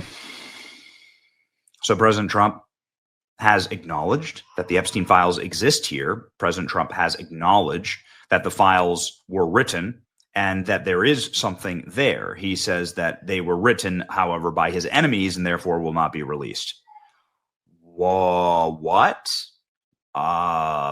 That's new in this entire zeitgeist. This is something that is wildly interesting. He just can't compute it. Yeah. Where did the word zeitgeist come from? I don't know. I don't know. I should also just run over the fact that Obama was out of power in 2016 and Trump's team arrested Epstein in 2019. Yes. Let's not forget that. But anyway, as you say, let's go on. Why didn't these radical left lunatics release the Epstein files? If there was anything in there that could have hurt the MAGA movement, why didn't they use it? Now, this doesn't make any sense. You just said that the Democrats wrote the files themselves, so the question should be asked of Trump.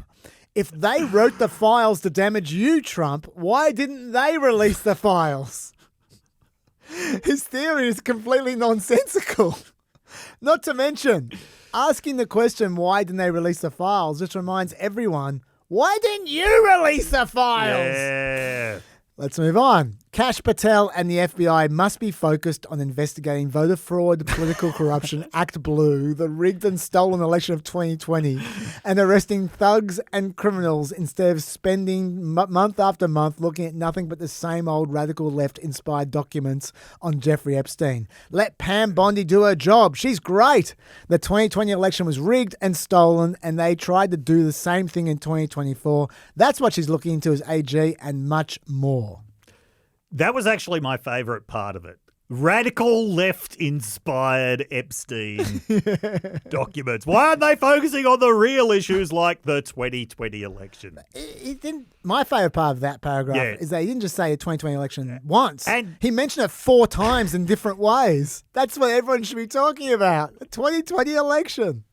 What this says loud and clear to Trump supporters is, I know you guys care a lot about child trafficking and pedophiles, but all I care about is losing the 2020 election. That's what that says.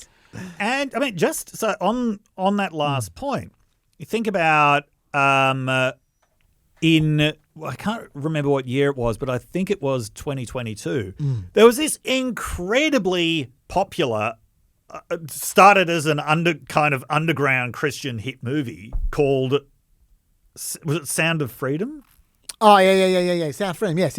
Yes, with Jim, I always get his name. Caviezel. Jim Caviezel. Yeah. The guy who played Jesus in Passion of the Christ. Yeah.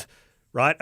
It was an exaggerated story about an American intelligence agent, I think, rescuing children from child trafficking rings in Colombia. It's not just Epstein. The idea that the world's biggest problem is child trafficking rings is just really, really central to their whole worldview. Totally.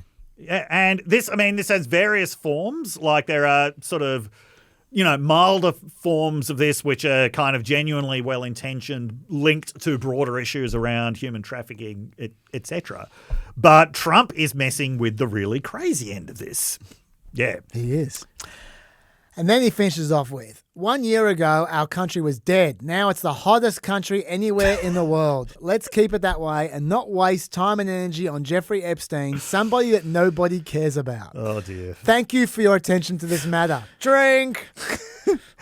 And that is the biggest gaslight of all. Telling MAGA people that nobody cares about Jeffrey Epstein. Yeah. They care about Jeffrey Epstein very much. They really do. That is like L. Ron Hubbard telling Scientologists no one cares about Xenu. Don't do it. They care. They care. And they hated that response so much. I reckon Elon Musk nailed it best. Genuinely, I thought this is a good tweet from him. Seriously. He said Epstein 6 times while telling everyone to stop talking about Epstein. Just release the files like you promised.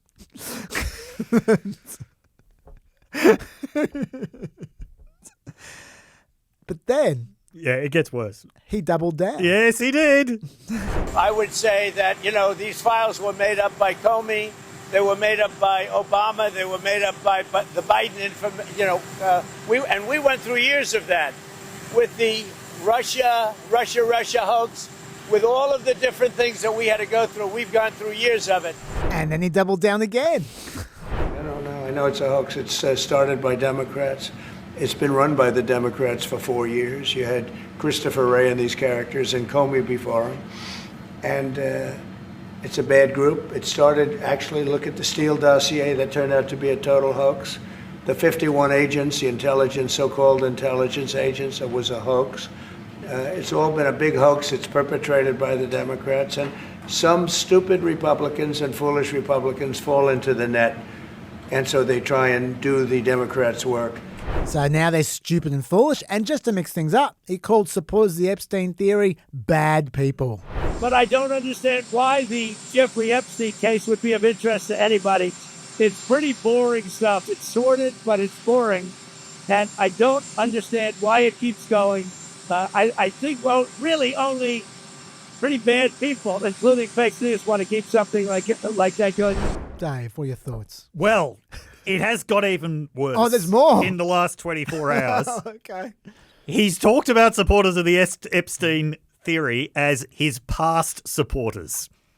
Some of his past supporters. Excommunicated the MAGAs. He has also said, okay, in an interview with Real America's Voice, which was the far-right network created to host Steve Bannon's podcast. I'm reading from a Guardian article here. Donald Trump said on Wednesday that the FBI should investigate what he called the Jeffrey Epstein conspiracy hoax as part of a criminal conspiracy against him. He's now calling for an FBI investigation into the Epstein hoax because it's a conspiracy against him. Okay?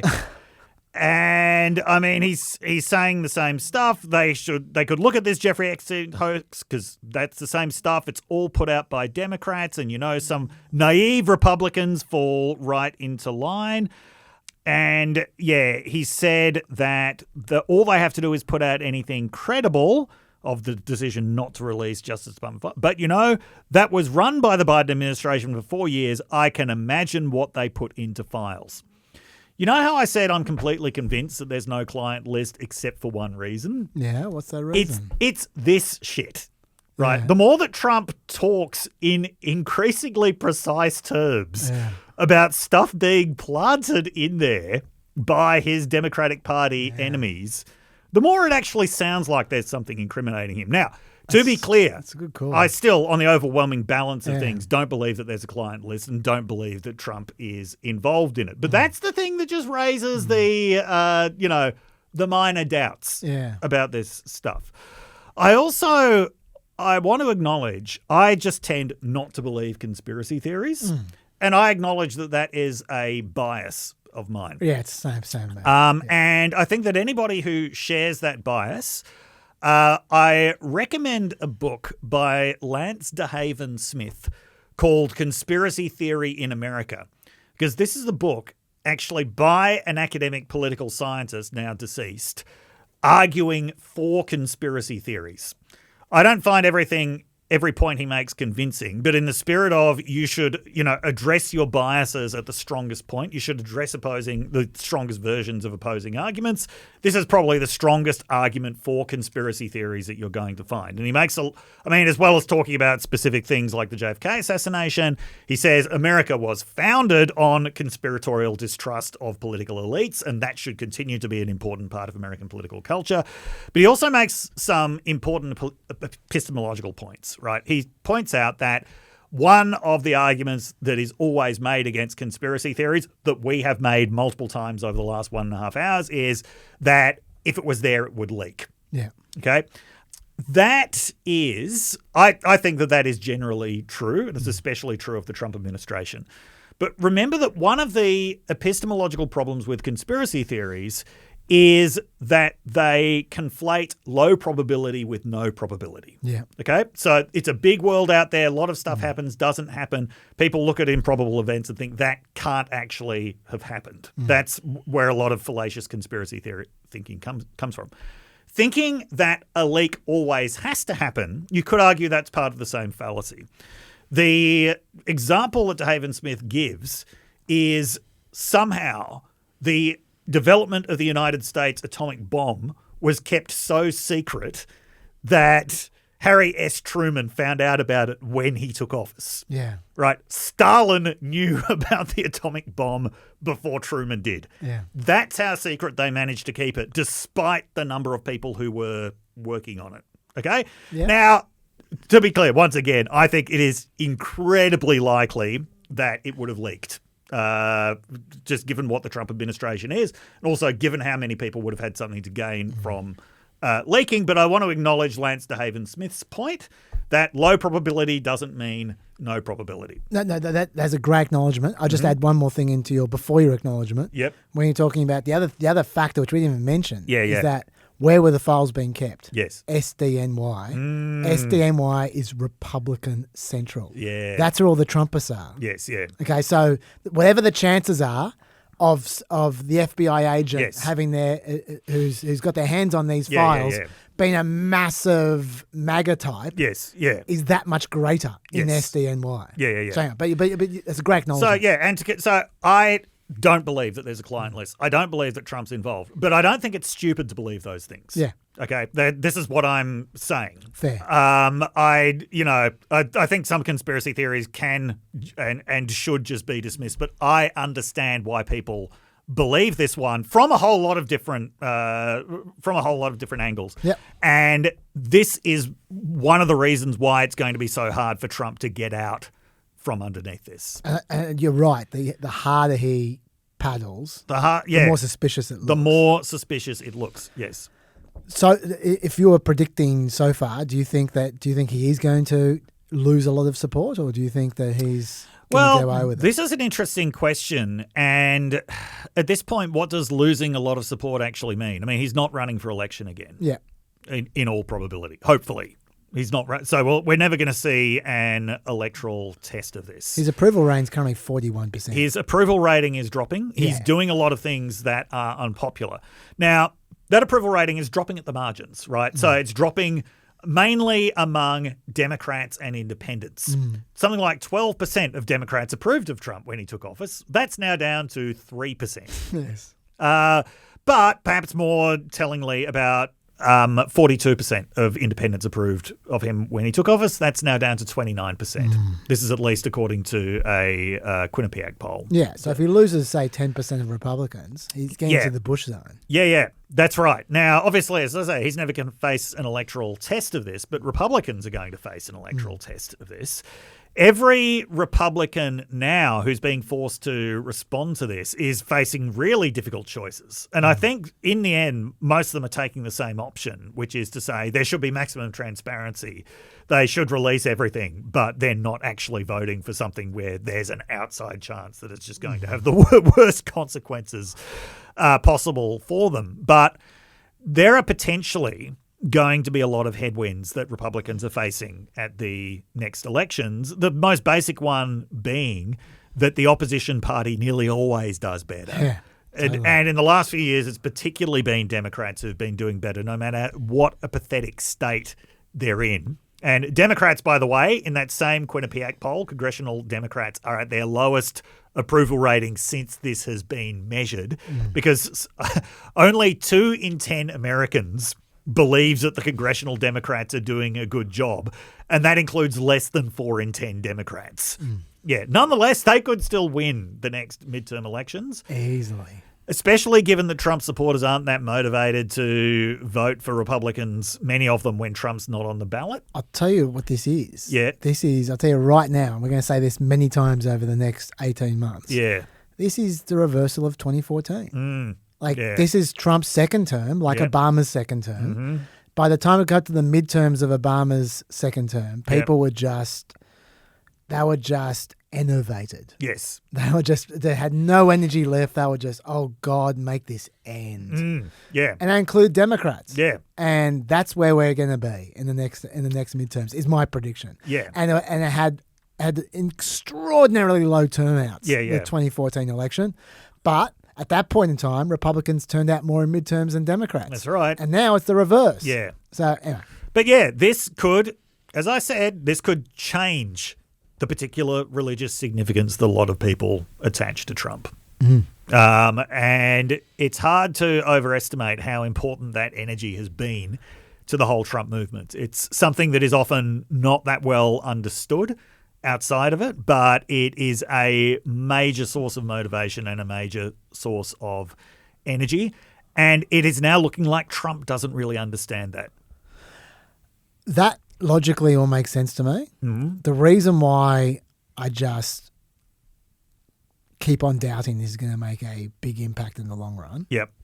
I mean, let me be very clear. Like I just said, I think he's going to get pumped in the midterms. Yes. Regardless. But the reason why I'm not convinced that it's over yet, although if he keeps on paddling like this, it might be over. Yes, yeah. Is just look at what some Republicans are doing. Like, for instance, Charlie Kirk, who on day 1 and 2 he was all let's release all the files. This is ridiculous, whatever.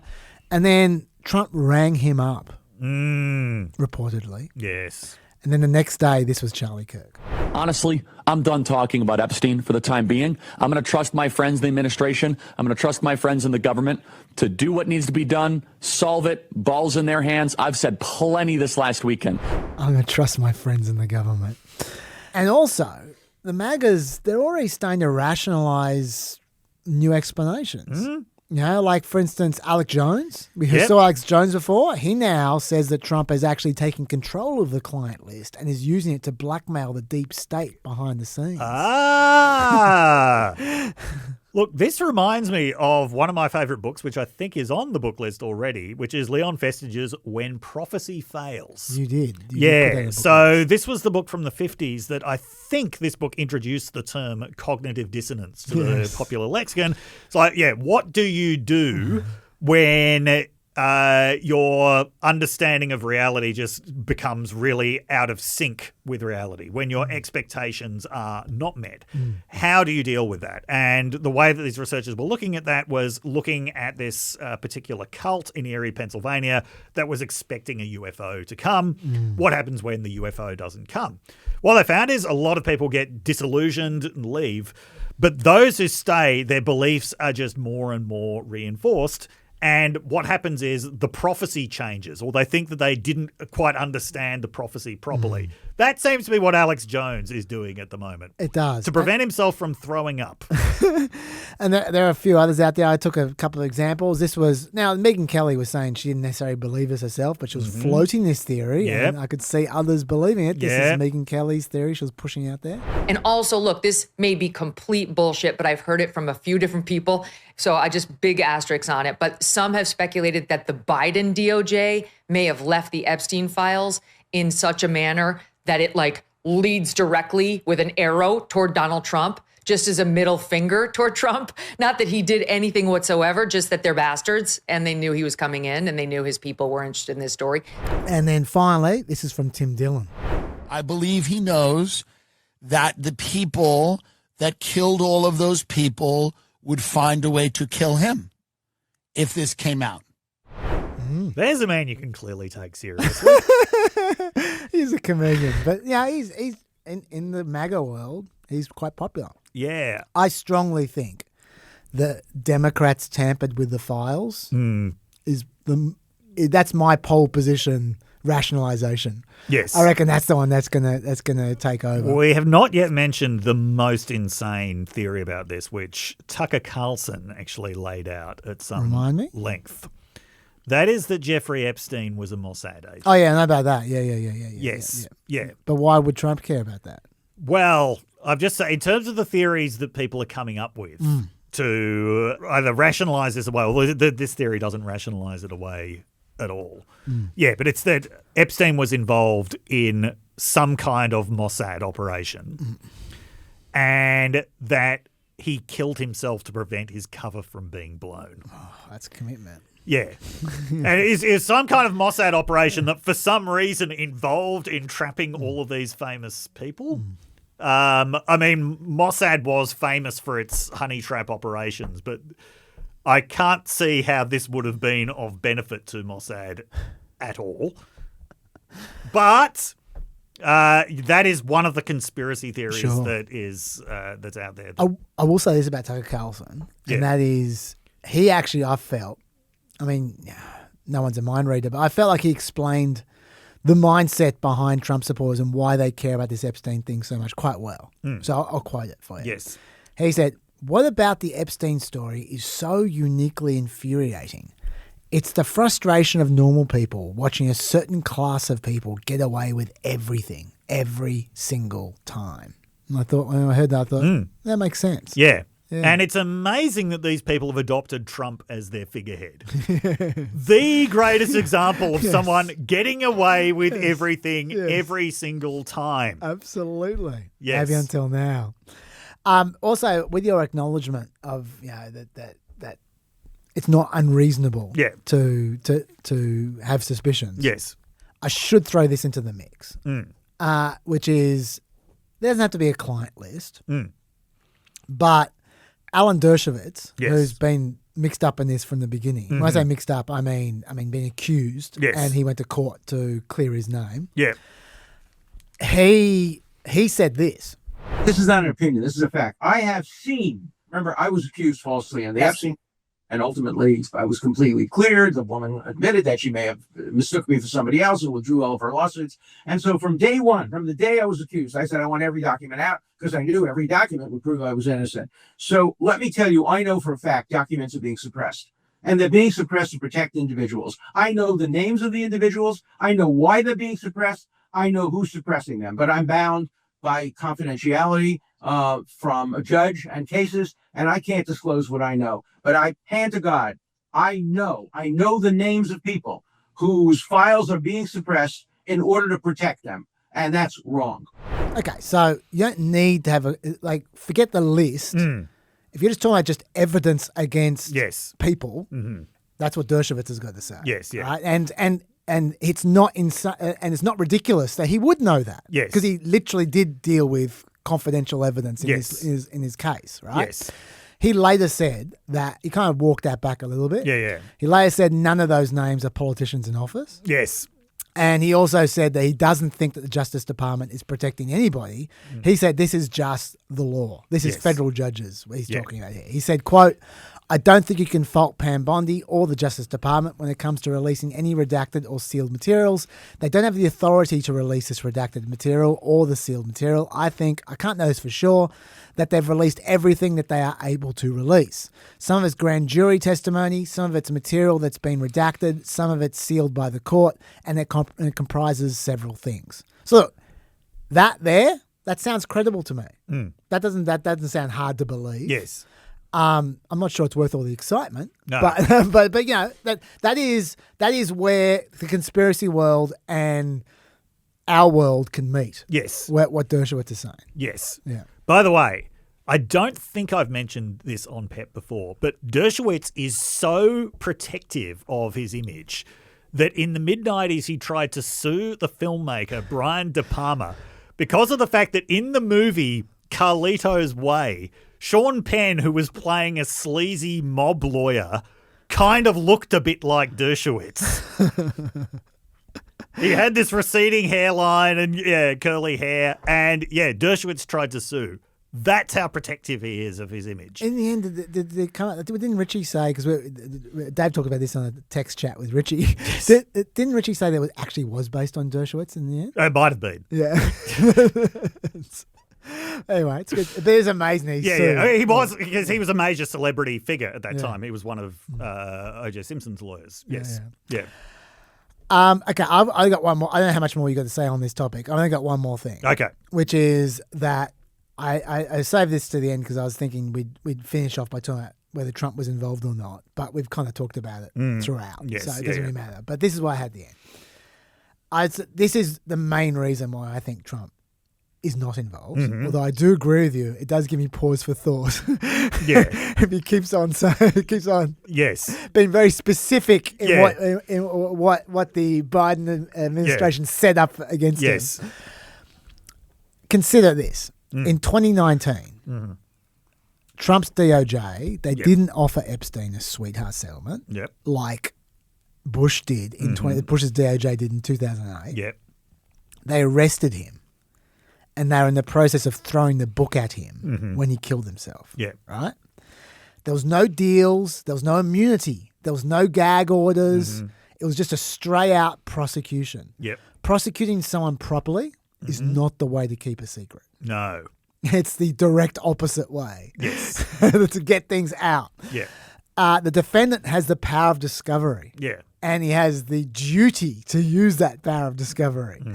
There is absolutely no way in my view, this would have happened under Trump's administration if Trump was about to be implicated. They would have done a deal. Yeah. I think. Yeah.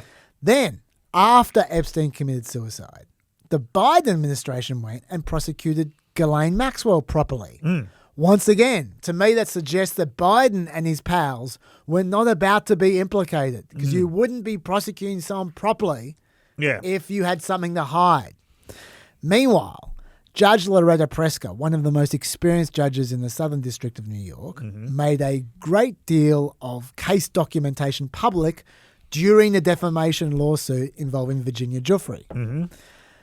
Something would have come out during those 3 legal proceeds. You'd think so. If it was there, in my view. Yep. And let's not forget as well that not only did the DOJ look into Epstein's suicide, you might not trust them, Michael Horowitz did as well. Yes. The Inspector General, who everyone trusts, who has nailed both Democrats and Republicans, and to my knowledge is not a pedophile. and so I trust, I don't necessarily trust Biden or Trump, but I definitely trust Michael Horowitz. Yes. So those are all things that go into my mindset as well. I just don't think there's anything here as far as Trump being implicated goes. Yes, yeah. Do you have anything else to add on this topic at all? No, other than I can also understand why people think Epstein was murdered. I remember I actually had a conversation about this just before I was about to go under for a colonoscopy. Yes. The anaesthetist seriously could not believe that I thought that Epstein had committed suicide. What kind of anaesthetist is this? Seriously? He's talking about this? You really? As he's putting you under? Putting you on the gas? Okay. Yeah. Anyway. Dave, I'm looking at the time. We've got 50 minutes left. Look, that was 2 hours well spent. I promise you this is what people want us to talk about. So we did.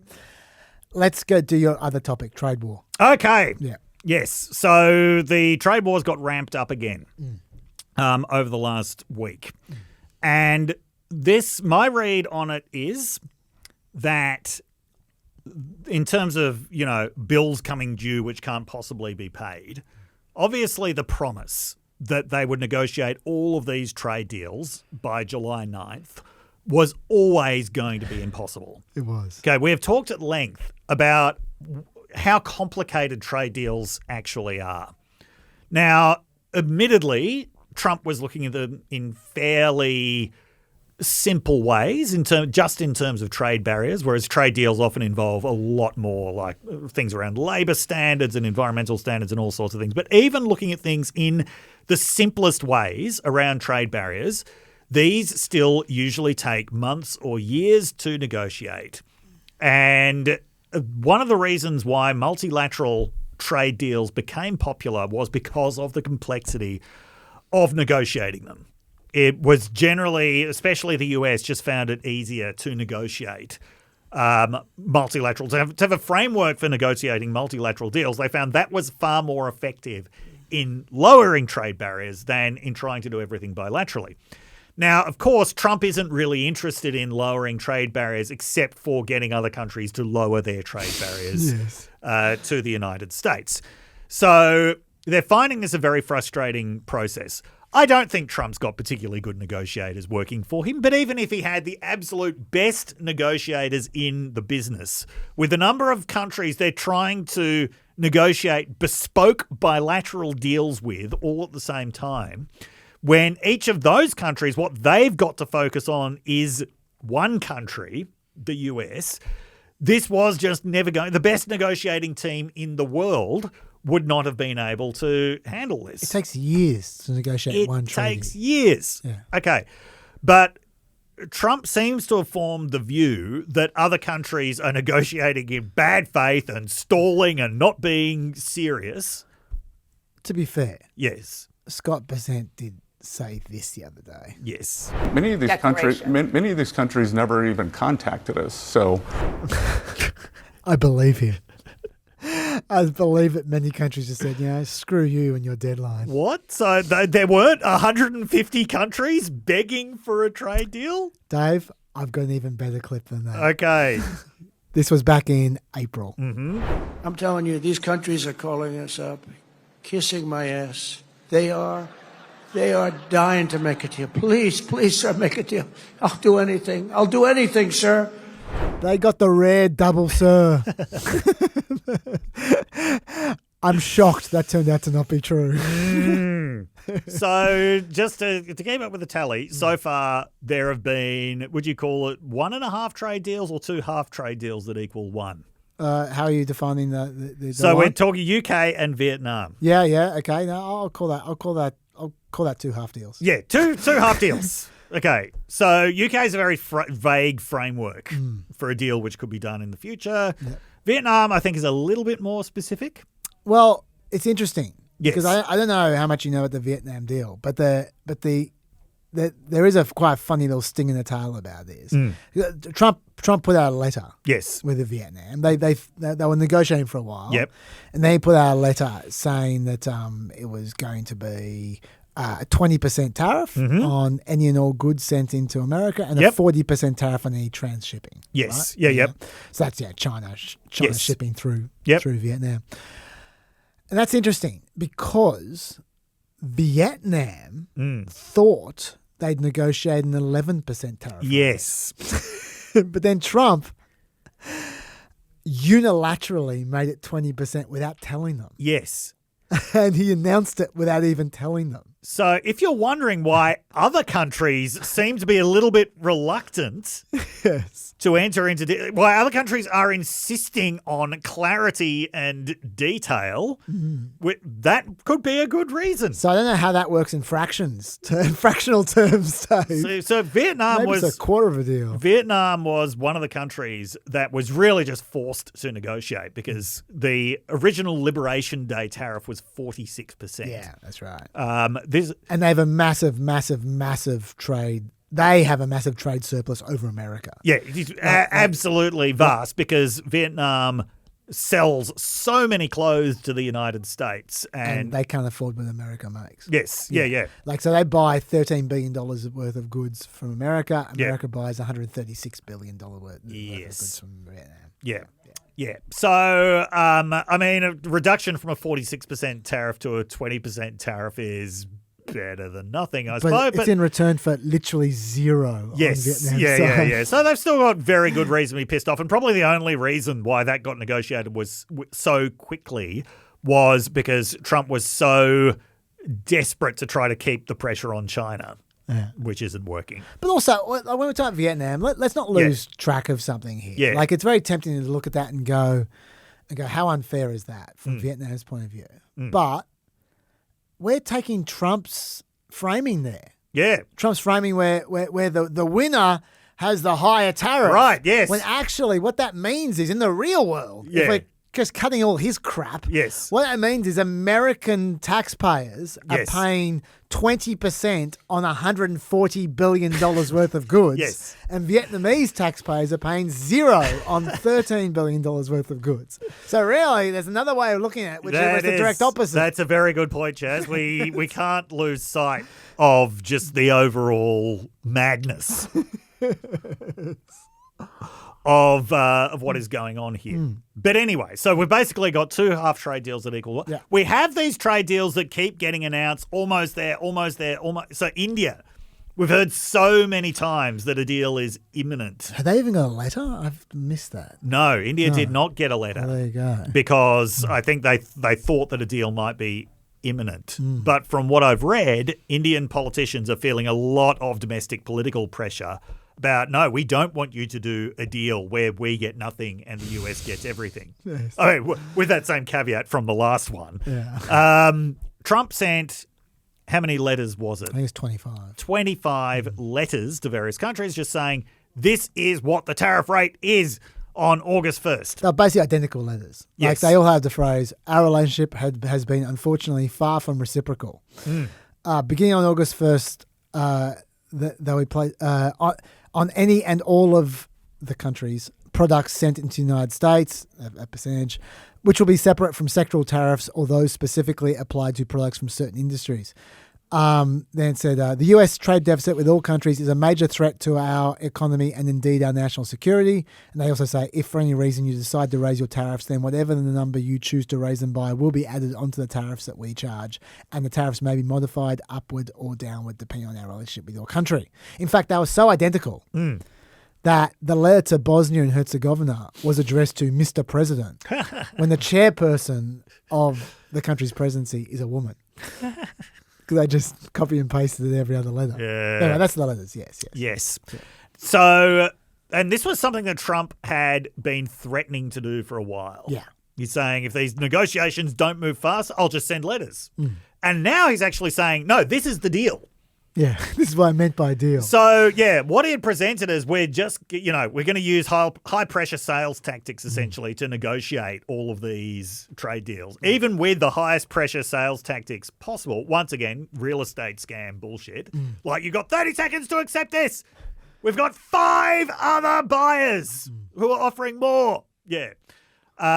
Even that didn't work. So now he's just, I'm just going to set a tariff. Well, to be fair to him, he thinks this is another high pressure tactic. Yes, he does. Like, that's why they start on the 1st of August, because he's thinking that gives them 3 weeks to get serious about making a deal, to put pressure on them. Yes. So far, there have been no more deals. No, there have not. And something to remember about deals is, in most cases, they're going to require ratification from that country's legislature. Yes. And at the moment, there are a lot of political headwinds against legislatures ratifying these deals. Of course. Okay, this is becoming quite a global thing, right? So we saw the example of Mark Carney in Canada managing to piece back together again this centre-left coalition in order to win the election just by standing up to Trump. We're seeing something quite astonishing now in Brazil. Let's talk about Brazil first, because let's do that, this was the letter that had the highest tariff attached to it. All the other countries, the tariff was somewhere in the region of what the Liberation Day tariff had been, with the exception of Cambodia, which was reduced from 49% to 36% for some reason. Brazil, though, no, that was 50%. Yep.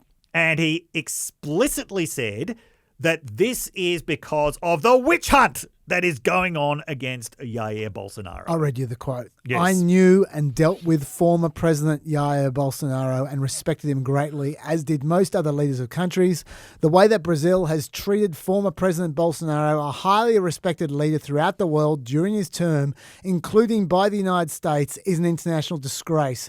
This trial should not be taking place. This is his deal letter, by the way. Yeah. It is a witch hunt that should end immediately, due in part to Brazil's insidious attacks on free elections and the fundamental free speech rights of Americans, as lately illustrated by the Brazilian Supreme Court, which has issued hundreds of secret and unlawful censorship orders to US social media platforms, threatening them with millions of dollars in fines and eviction from the Brazilian social media market. Starting on August 1st, 2025, we will charge Brazil a tariff of 50% on any and all Brazilian products sent into the United States. And then he went on to do the usual trade deficit thing with them they did with everyone else. So that's the letter. Now, there's, obviously a few things worth noting here. This is just pure meddling in another country's politics. Yes. And, yes, Jair Bolsonaro is a very close ally of his. Yes, I'm sure he doesn't like seeing another very big country prosecuting someone for trying to mastermind a coup after losing an election. I'm sure he doesn't like that at all. I don't know what got mentioned in South Korea's letter, but I wouldn't be surprised if that also came up. But this is just meddling in another country's domestic politics. Yeah. And one of the things that we have been talking about in Australia, and I mean, this hasn't eventuated yet, but we may end up talking about it a lot more, is Trump may demand an end to the pharmaceutical benefits scheme in Australia in order to avoid a 200% tariff on Australian medical goods to the US. That, once again, is just blatant meddling in another country's politics, this time at the behest of the American pharmaceutical industry. Trump is the biggest meddler in things that have nothing to do with the presidency in the history of the presidency, right? No one has tried to micromanage American life as much as Trump. Yep. No one has used basically the very complicated chain of federal funding of universities to strip a swimming champion of their title at a particular university. Say this university can no longer declare that this person holds their swimming record because they're trans. Is this something that the president of the United States should actually be doing? No. No. It's not. No. To answer your question. No, it is not, right? So I remember he just went to Saudi Arabia. Yes. And he gave a big speech saying, for too long neoconservatives have tried to be meddling in your state of affairs.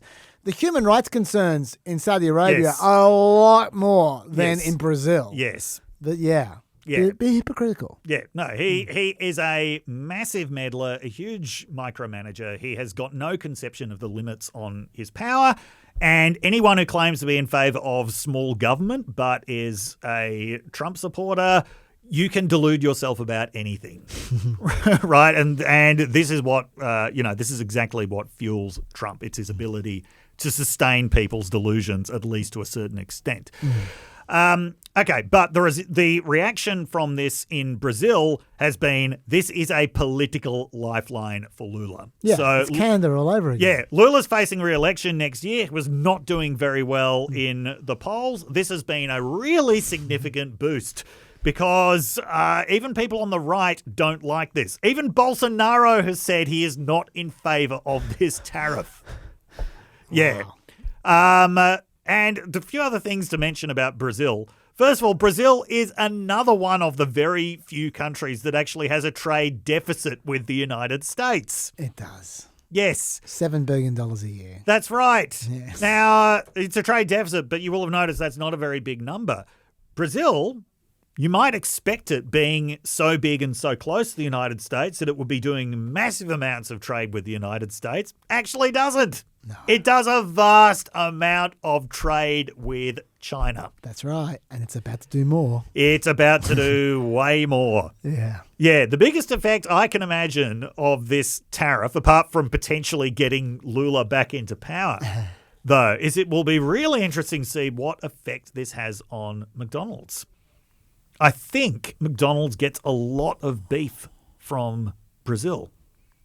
I mean, McDonald's buys so much meat that it's actually a major player in world commodity markets. Like, I remember reading an article about how there's always this mystery in the US about when is the McRib going to come? Like, why does it come and why does it go? Apparently it's to do with calculations around pork futures that are made by the McDonald's financial people. How about that? Yeah. Okay. You know, when the price is right, bang, there's the McRib. But yeah, so it's some guy in a suit in a skyscraper doing commodities trading who's deciding whether you get to eat the McRib or not. Young me is very disappointed. Are you telling me that there's some big guy with sombrero who's deciding when the El Maco comes? Because young me is very interested in that as well. Yeah. But anyway, I've really wandered off track here. Okay, let me get you back on track. Sorry. Okay, so you've got the fact. Yes. You've made the critical points here. Yes. Messing in other countries' affairs. Yes. Not just on the Bolsonaro thing, but the other thing you mentioned about the Twitter stuff. Yes. He's talking about interfering with the Brazilian judiciary there. Yes. Lula doesn't even have that power. No. It's the judiciary. They're independent. Yes. So even if he wanted to make a change, he couldn't make a change on either of those scores. Like the coup thing is a judicial thing as well. Yep. So that's the first thing. He's A, interfering with another country.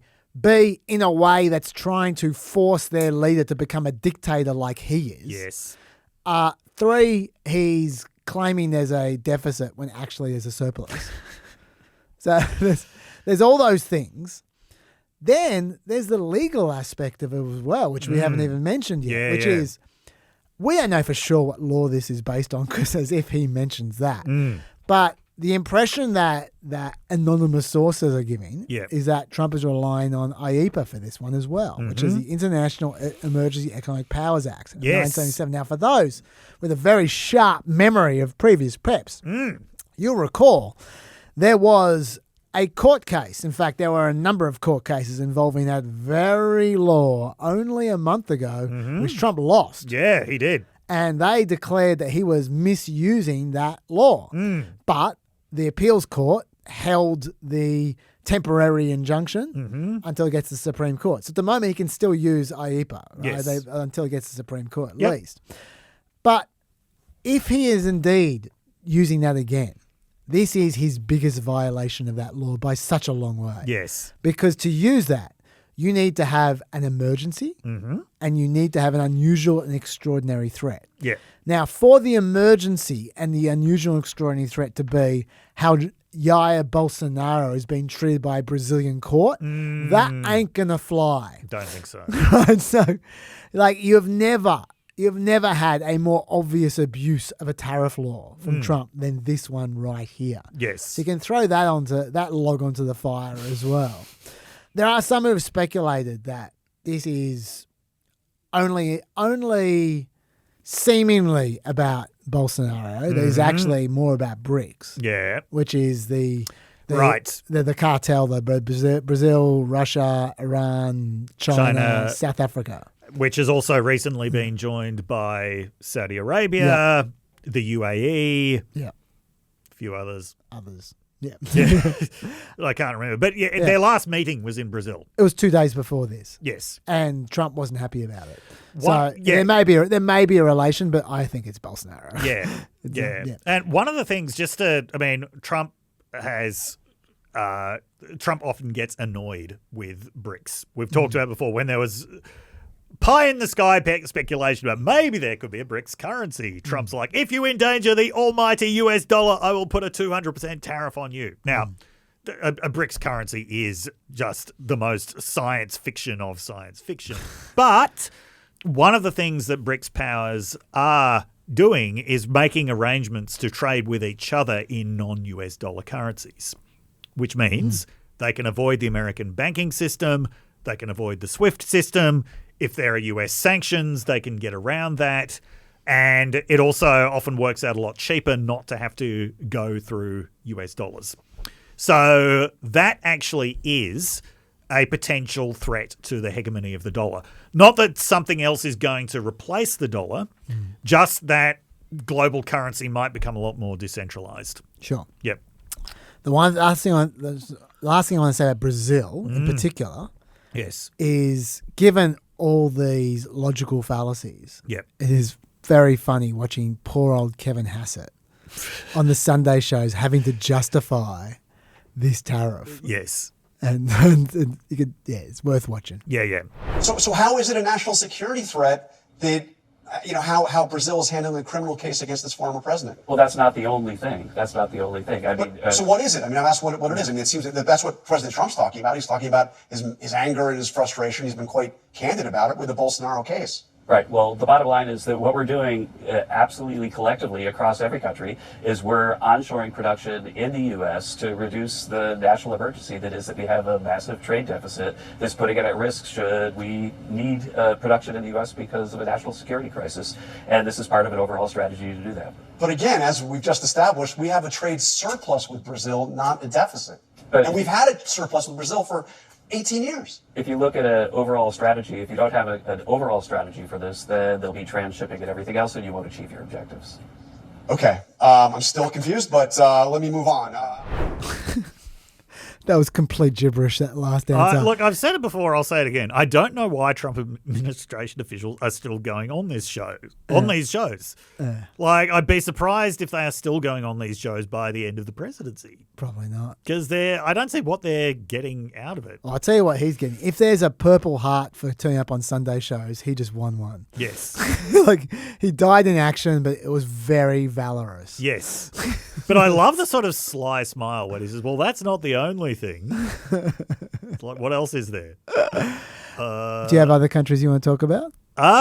So the other big ones that got letters were Canada. Canada, yep. They got 35%. Yeah, so Canada got 35%, but with the proviso that this only applied to goods that weren't covered by the USMC.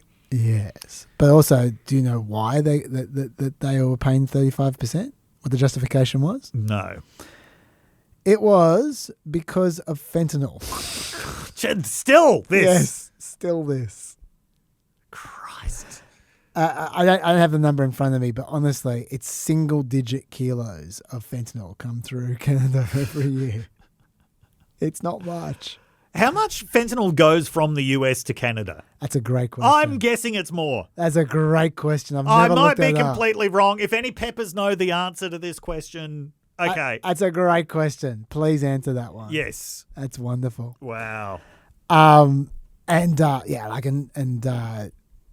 is just saying, okay, well, we're retaliating. So we'll see where that goes. Something I alluded to last week. So these negotiations appeared to be going pretty well because Carney, once he got into office, started taking a different tone towards Trump. Yeah. He got elected on Trump wants to buy us so that he can break us. Became a lot more conciliatory as everybody does. And he's the kind of guy Trump respects. Yes. Trump he's exactly kind of elite that Trump acts like he's against, but actually really craves their approval. Then there was this very showy victory for Trump when they got Canada to back down on its proposed digital services tax. We got the EU to back down on the same thing. This wasn't a tax that was actually in effect. This was just something that Parliament had proposed it. Yes, and the Trump administration's response to that was ungracious in the extreme. Caroline Leavitt called a press conference to say, it's very simple. Canada caved to President Trump.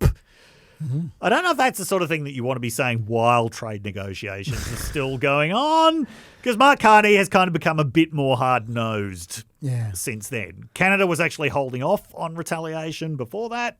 After that, it's retaliation time. There's a general vibe from the Trump administration of just relishing in being assholes. Yes. I'm not sure it's a smart idea. Like the Vietnam thing's a similar example. Yeah. Just being a gratuitous asshole. Yeah. And you go, I know America's the most powerful country in the world, but maybe you guys aren't aware, but everyone else can tell it's a falling power. Yes. Slowly. Yeah. But steadily. Yes. And I'm not sure in 20 years or 30 years' time it's going to serve them well to be an asshole for the next few decades. So as in the past, the US managed to negotiate very favourable agreements for itself by non-coercive means. Yeah.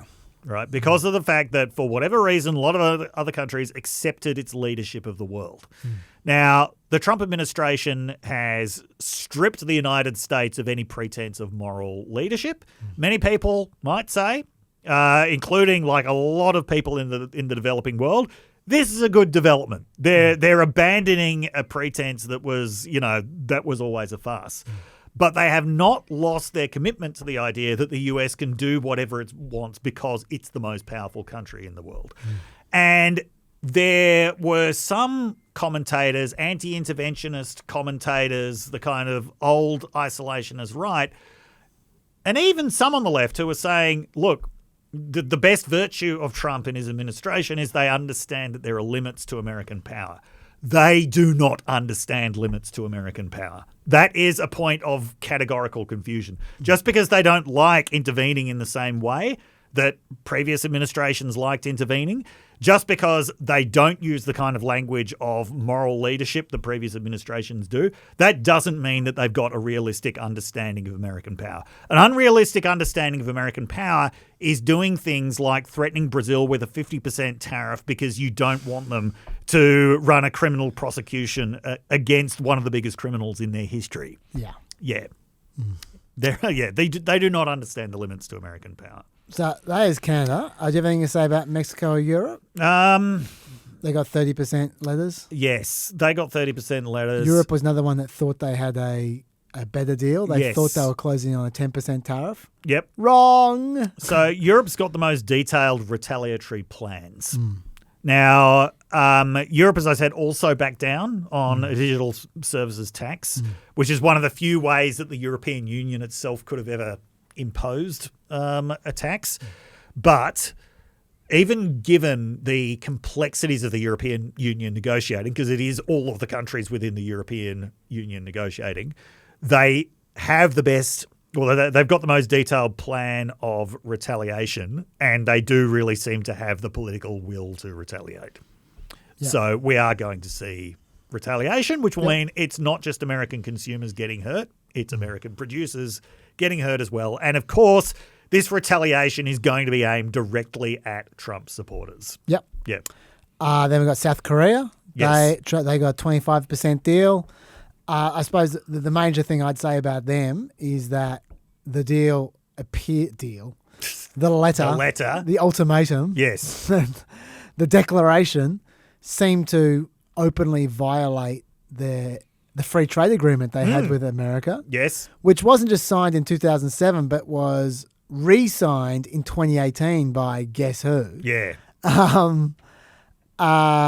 And that was doing quite well for American farmers. Their exports were going up, and there was a lot more foreign investment in American industries from South Korea. But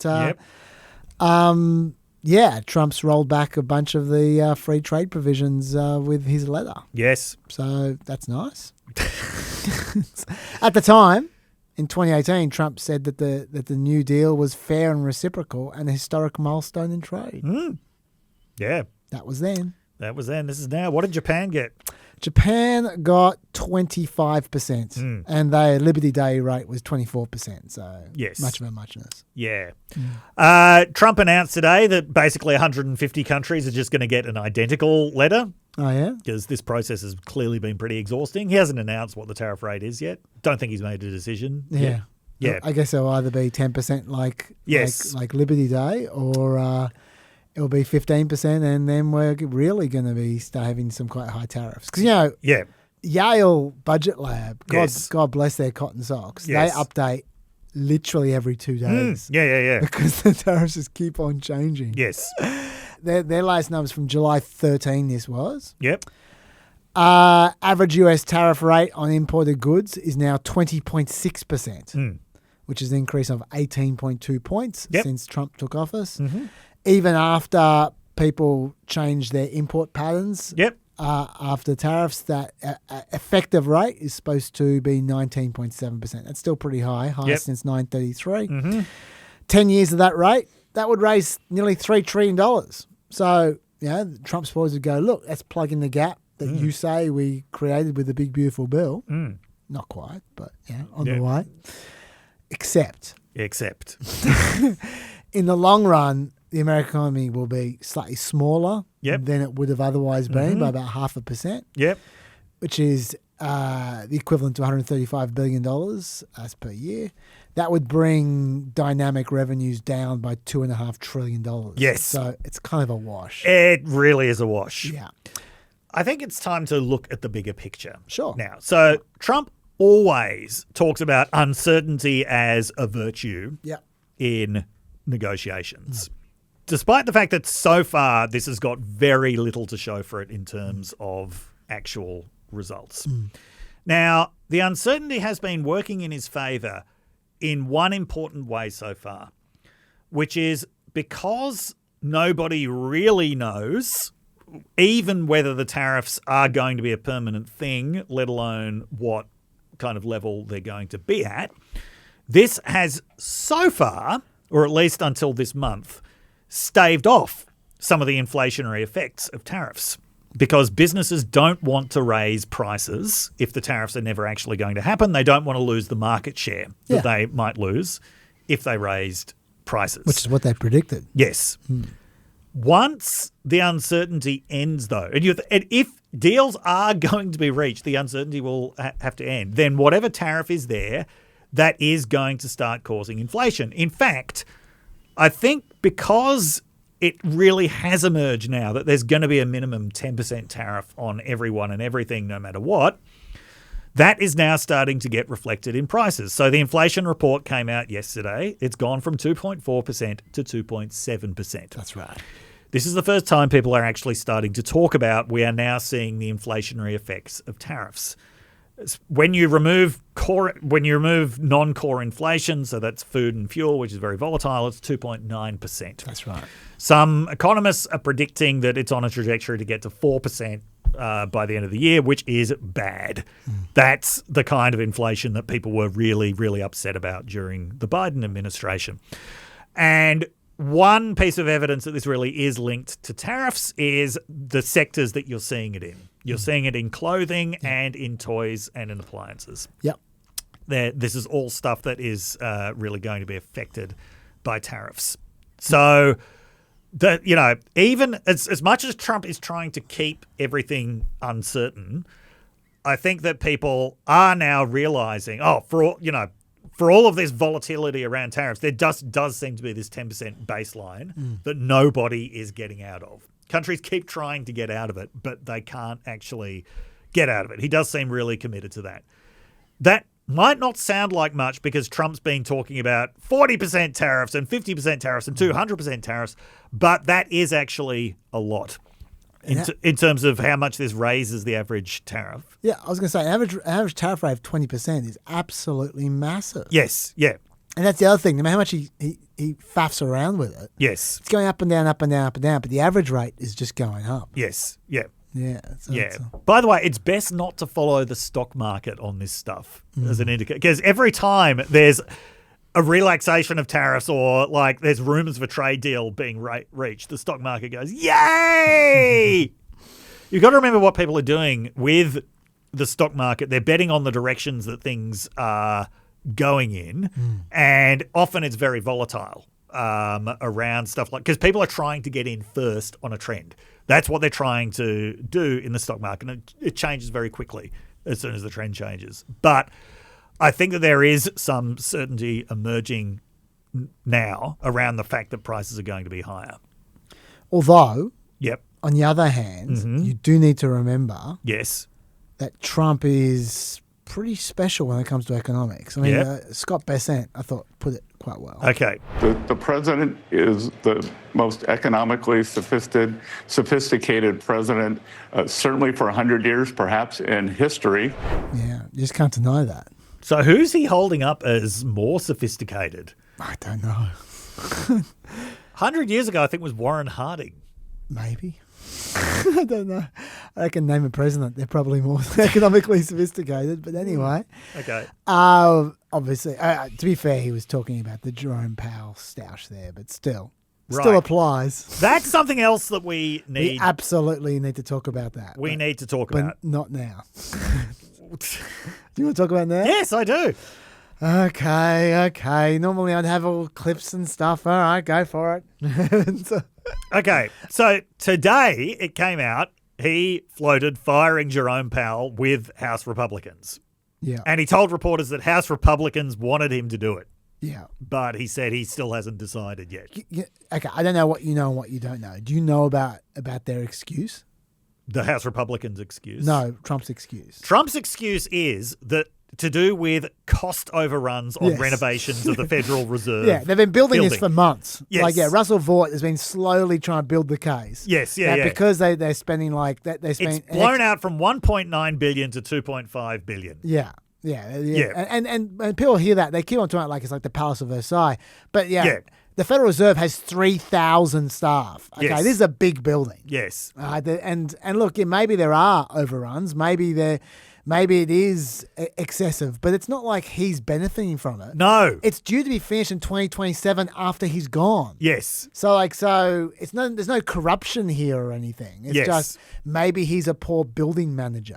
Because apparently he was the person who was the point guy on this originally. That just seems like poor organizational flowchart. Yeah, it does, doesn't it? Yeah, to me, the guy who is in charge of setting interest rates for the biggest economy in the world. Yeah.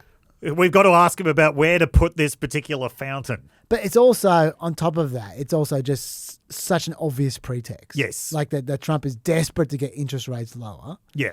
And he's coming up with it. And he knows the Supreme Court's already told him they're not going to let him sack him without cause. Yes. And And he knows as well that the economy will just go crazy. The stock market will go off and everything if he just sacks them, because they'll go, oh, there's no one's in control of this ship anymore. Yeah. Inflation, and and then your bond vigilantes will go nuts. Yes, yeah. So he's got to find an excuse to sack him, and Yes. that's the excuse they're coming up As with. someone put it, I just saw it on a chyron in the ABC when I was walking in here. Sacking Powell would make money harder rather than easier to get. Well, this is what I was going to say is that, forgetting about sacking Powell for a second. Yes. If Trump pulled Powell aside, and he said, "Dude, just drop the interest rates by 3%, please." Yes. Yep. All right. And Powell said, "Yeah, sure, no worries." And then he went out and dropped by 3%, even without sackings. Yep. Even without anything like that. Yes. Trump fundamentally misunderstands the way mortgage rates work. Mm-hmm. Yep. They don't work from mortgage companies and stuff just reflexively do whatever the Reserve Bank says. Yes, yeah. The way it works in America Yeah. is that it's a response to the 10-year bond rate, Yes. right? Yep. Okay, so if America is already running this massive deficit, Yes. and it looks like they're making stupid decisions by allowing inflation to occur, Yes, yeah. by reducing interest rates, then the bond guys are going to go nuts. Yeah. And then what's going to happen is actually the prices are going to, the rates, the mortgage rates will go up. Yes. They won't go down. In actual fact, recently, Yeah. the mortgage rates have been going in the opposite direction Yeah. to what the Reserve Bank rates have been going. You have to remember, it's lenders and, of course, their customers who are the ultimate decision makers on all of this. And lenders are going to say, first of all, we are going to need more interest for loans to the United States government because the risk of them defaulting is so much higher.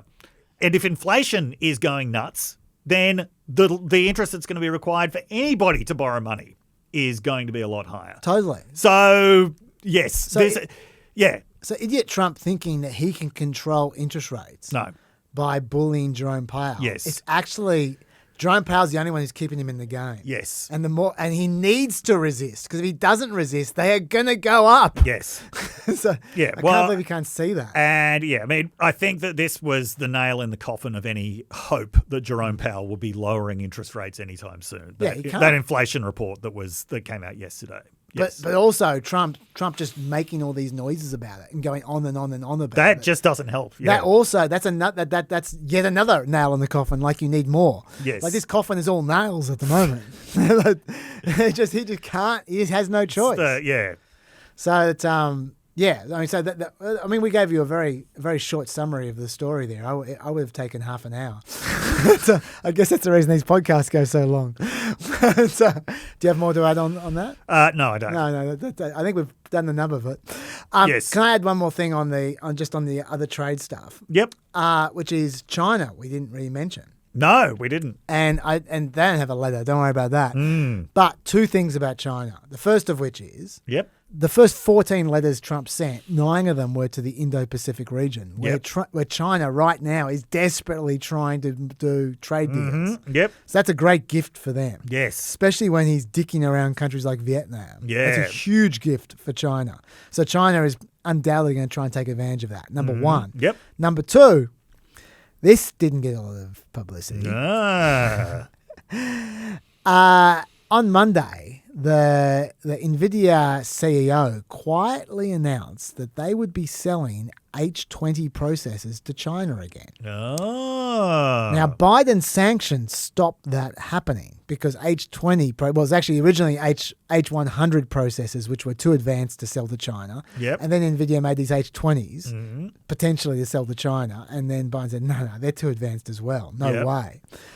But now they're not selling the H100s yet, but they are now selling the H20s. Okay. America has let them sell the H20s. And the H20 is more than powerful enough to drive Chinese innovation as far as advanced AI goes. Why is America allowing this, do you think? Why is that?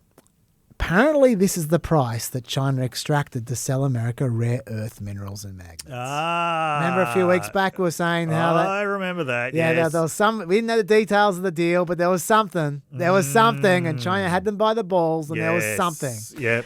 This appears to be the thing. Okay. And this is a massive, massive loss for Trump. Yeah. In terms of trying to control China from flying ahead. Yes. In this particular realm, which they're desperately trying to do. Mm-hmm. China didn't even need to send a letter, but Yeah. but they got it. So they're the biggest winners of the trade deals over the last few weeks. Yes. So yeah, I will add that in there. We should mention the pharmaceutical tariffs. Yes. Yeah, there is that as well. I mean, they're not official. Yep. But Trump just declared, I'll just play it. And we'll be announcing something very soon on pharmaceuticals. We're going to give people about a year and a half to come in, and after that they're going to be tariffed if they have to bring the pharmaceuticals into the country, the drugs and other things into the country. They're going to be tariffed at a very, very high rate, like 200%. We'll give them a certain period of time to get their act together. But they were all here now. They all left. They went to other places because we allowed people that sat in this room allowed it to happen. So what? That's what, a year, Yep. a year and a half. That's just before the election. Yeah. Hands up? Who thinks Trump's going to be tripling the price of pharmaceuticals just before an election? I can't see any hands. I'm not sure that's going anywhere. Probably not. Yeah, so there's that. There's Yeah. copper tariffs as well, 50% tariff on copper. Trump says copper is necessary for semiconductors, aircraft, ships, ammunition, data centers, lithium-ion batteries, radar systems, missile defense systems, even hypersonic weapons. I'm not going to lie, I didn't look it up. I'll trust the guy. Yeah, Why I not? think he's... I know at least one of those is true.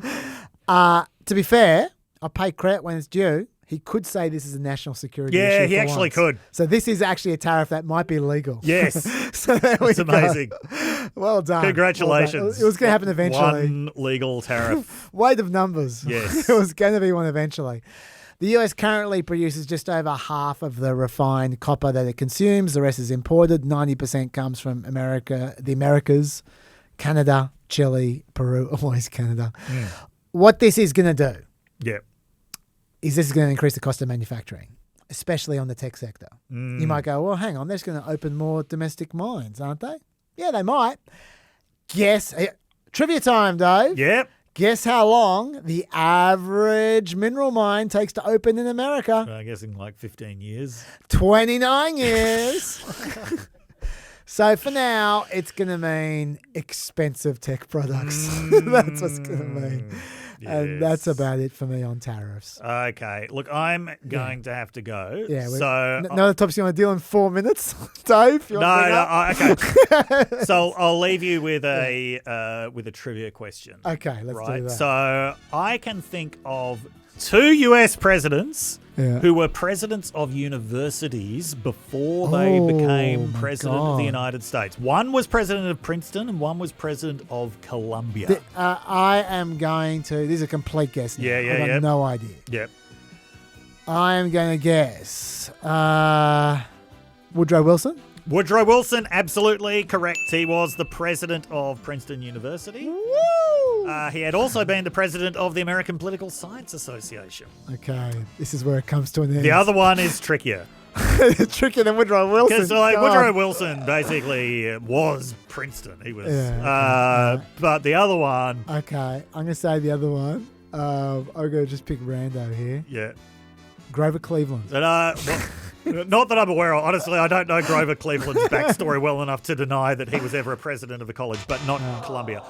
No, it was Dwight Eisenhower. Oh, wow. Weirdly He did enough. everything. So, yeah, Dwight Eisenhower had this, he went to West Point.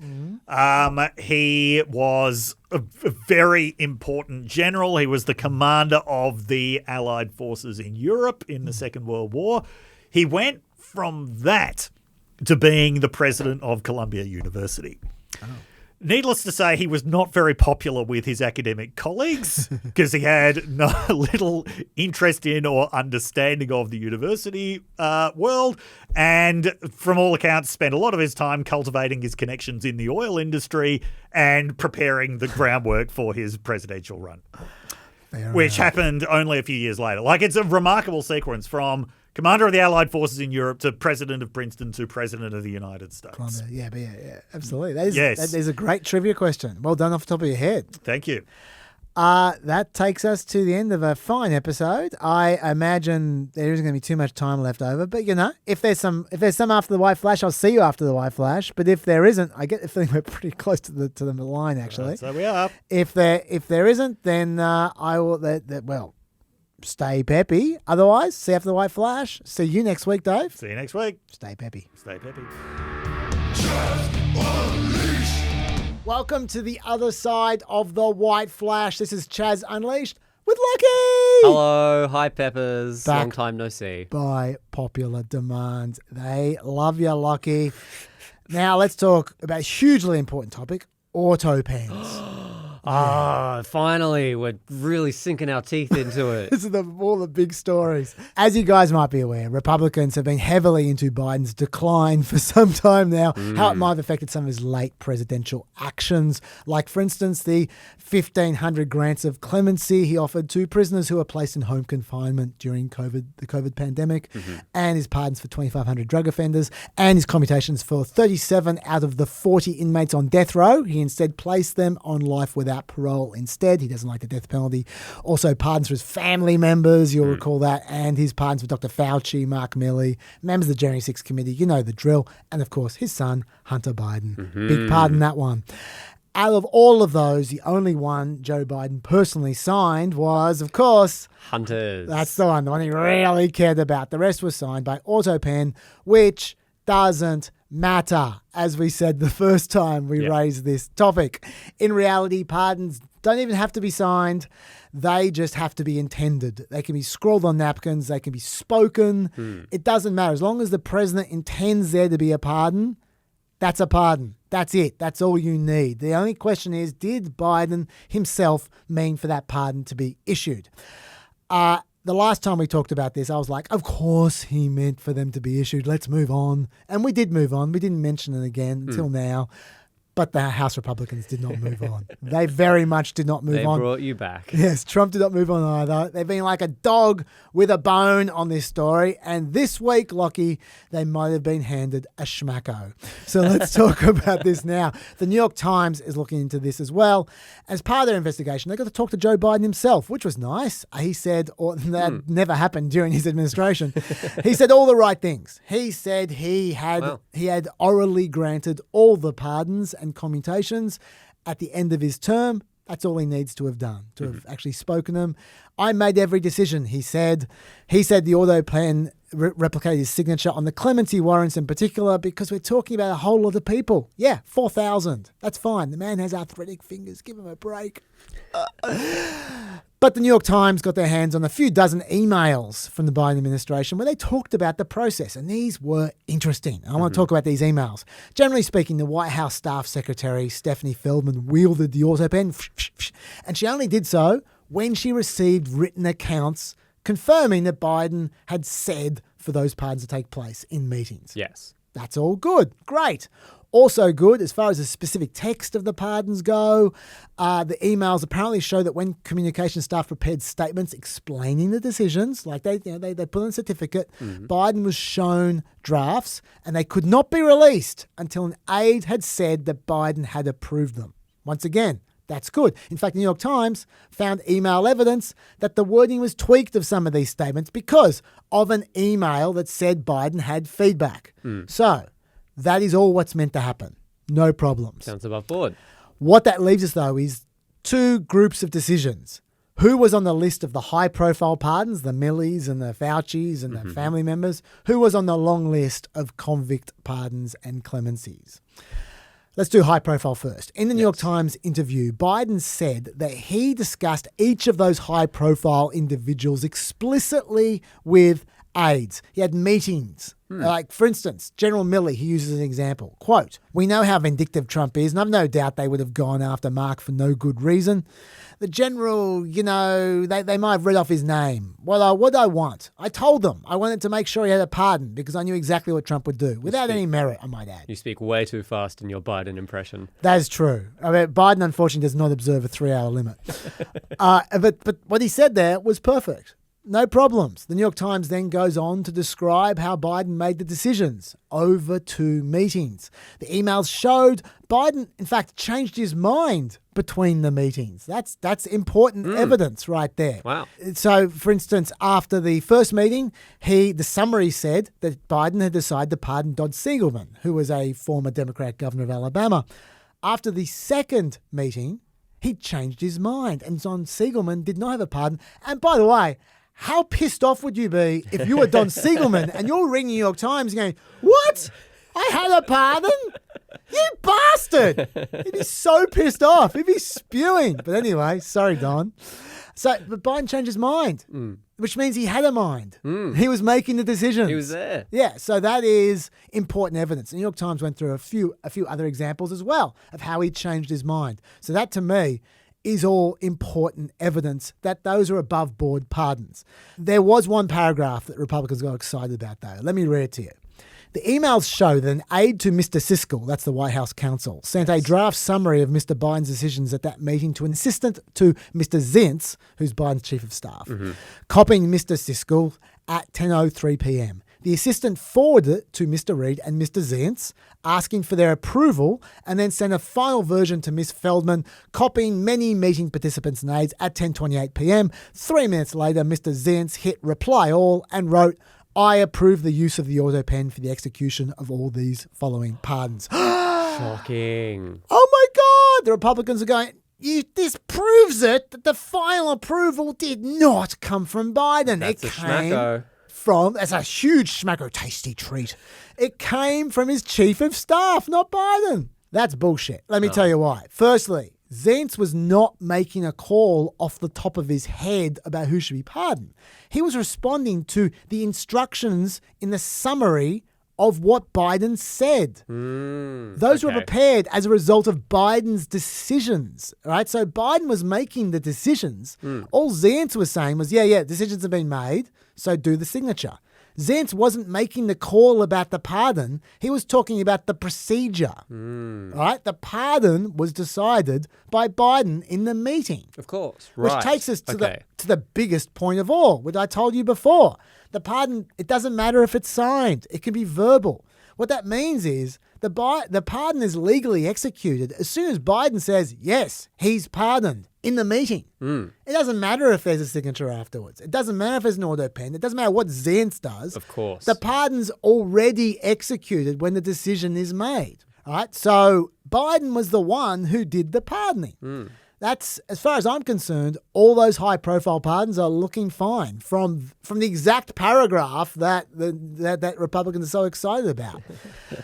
And also, as if Biden wouldn't have agreed to whether Mark Milley or Fauci or his own family were pardoned. Of course he made those decisions. Anyway, that's the high-profile ones. What about the low-profile ones? Some of them look fine to me, like the death penalty commutations. New York Times, I read another quote. Mr. Biden explained that he decided against commuting the sentences of 3 death row inmates convicted of such crimes to life sentences too, even though some thought I should have, he said. Their offences affected American society as a whole, Mr. Biden said, so commuting their sentences would have been a bridge too far. So you can see, he made the decision to not commute sentences of 3 people on death row for that reason there. He thought it was a bridge too far. He clearly made the decision. That's fine. Big green tick. That's a legitimate pardon. What about the rest, though? This is what New York Times has to say. Mr. Biden did not individually approve each name for the categorical pardons that applied to large numbers of people, he and aides confirmed. Rather, after extensive discussion of different possible criteria, he signed off on the standards he wanted to be used to determine which convicts would qualify for a reduction in sentence. Even after Mr. Biden made that decision, one former aide said the Bureau of Prisons kept providing additional information about specific inmates, resulting in small changes to the list. Rather than asking Mr. Biden to keep signing signing revised versions, his staff waited and then ran the final version through the Autopen, which they saw as a routine procedure, the aide said. Now, that to me, that's actually a bit more of a concern. Potentially. Because Biden never actually approved each prisoner, did he? In fact, Biden never even approved the list. In fact, the list kept changing after Biden stopped having any input in this process whatsoever. So is he making the decisions or is he not making the decisions? Now, to be clear, you can pardon a whole category of people without knowing anything about them. That's fine. Jimmy Carter pardoned about 500,000 draft dodgers from the Vietnam War because he's so soft. Just showing Republicans there. But was this legally a category from Biden? Or was it just a long list of people who loosely resembled vague criteria that Biden had once outlined? I don't know the answer to that question, to be honest. I'm not an expert in this area. This seems to me to be quite a technically complicated question. And I don't know. All I'm saying is that this is the only kind of pardon here, these ones here, that I think could even potentially be sus. The rest I can't even see how they could even potentially be sus. And note, this has nothing to do with Biden's decline at all. No. It's about whether the process was sloppy. This could mean the same thing happened in Obama's administration, for all I know. Also note, these are not the pardons that Republicans want. They want Fauci to be in the dock. They don't want some no-name drug offender. It's the Fauci pardon they care about. This would provide them with no delight. But potentially they may have accidentally found something that is a sloppy process. I don't know. I'm not weighing in on this at all. And by the way, also, there's a real question mark what Republicans can even prove here.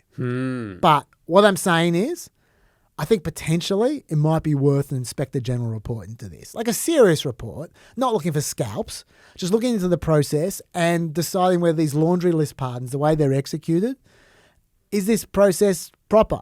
Is this tight enough? Or do they need to tighten it up a bit? Yeah, I mean, I don't think it's the end of the world, but I could see potentially issues there. And the rest of them, I just don't think there's anything there. So anyway, sadly, I don't think there's any chance we're going to get that Inspector General report, that serious report. So we'll just have to lump the PEP. This is the report. We're going to be back on Monday with an extra. The supervisor very kindly has allowed us to do 2 of these in a row so thank you, Supervisor. So we can catch up the holidays. This one's going to be mostly about immigration, and Melina will be back from Melina Monday to talk about immigration and a few other things. We'll see you then. Lockie, any final thoughts? As an ABC employee, can I tell the Peppers to go and watch Guymont Spelling Bee on iView? I think it's compulsory for you to do that. Yay. Thank you very much, Lockie. Thank you very much, Peppers. I hope you weren't paid to do that, Lockie. Till Monday, stay peppy. Media Watch, stop watching.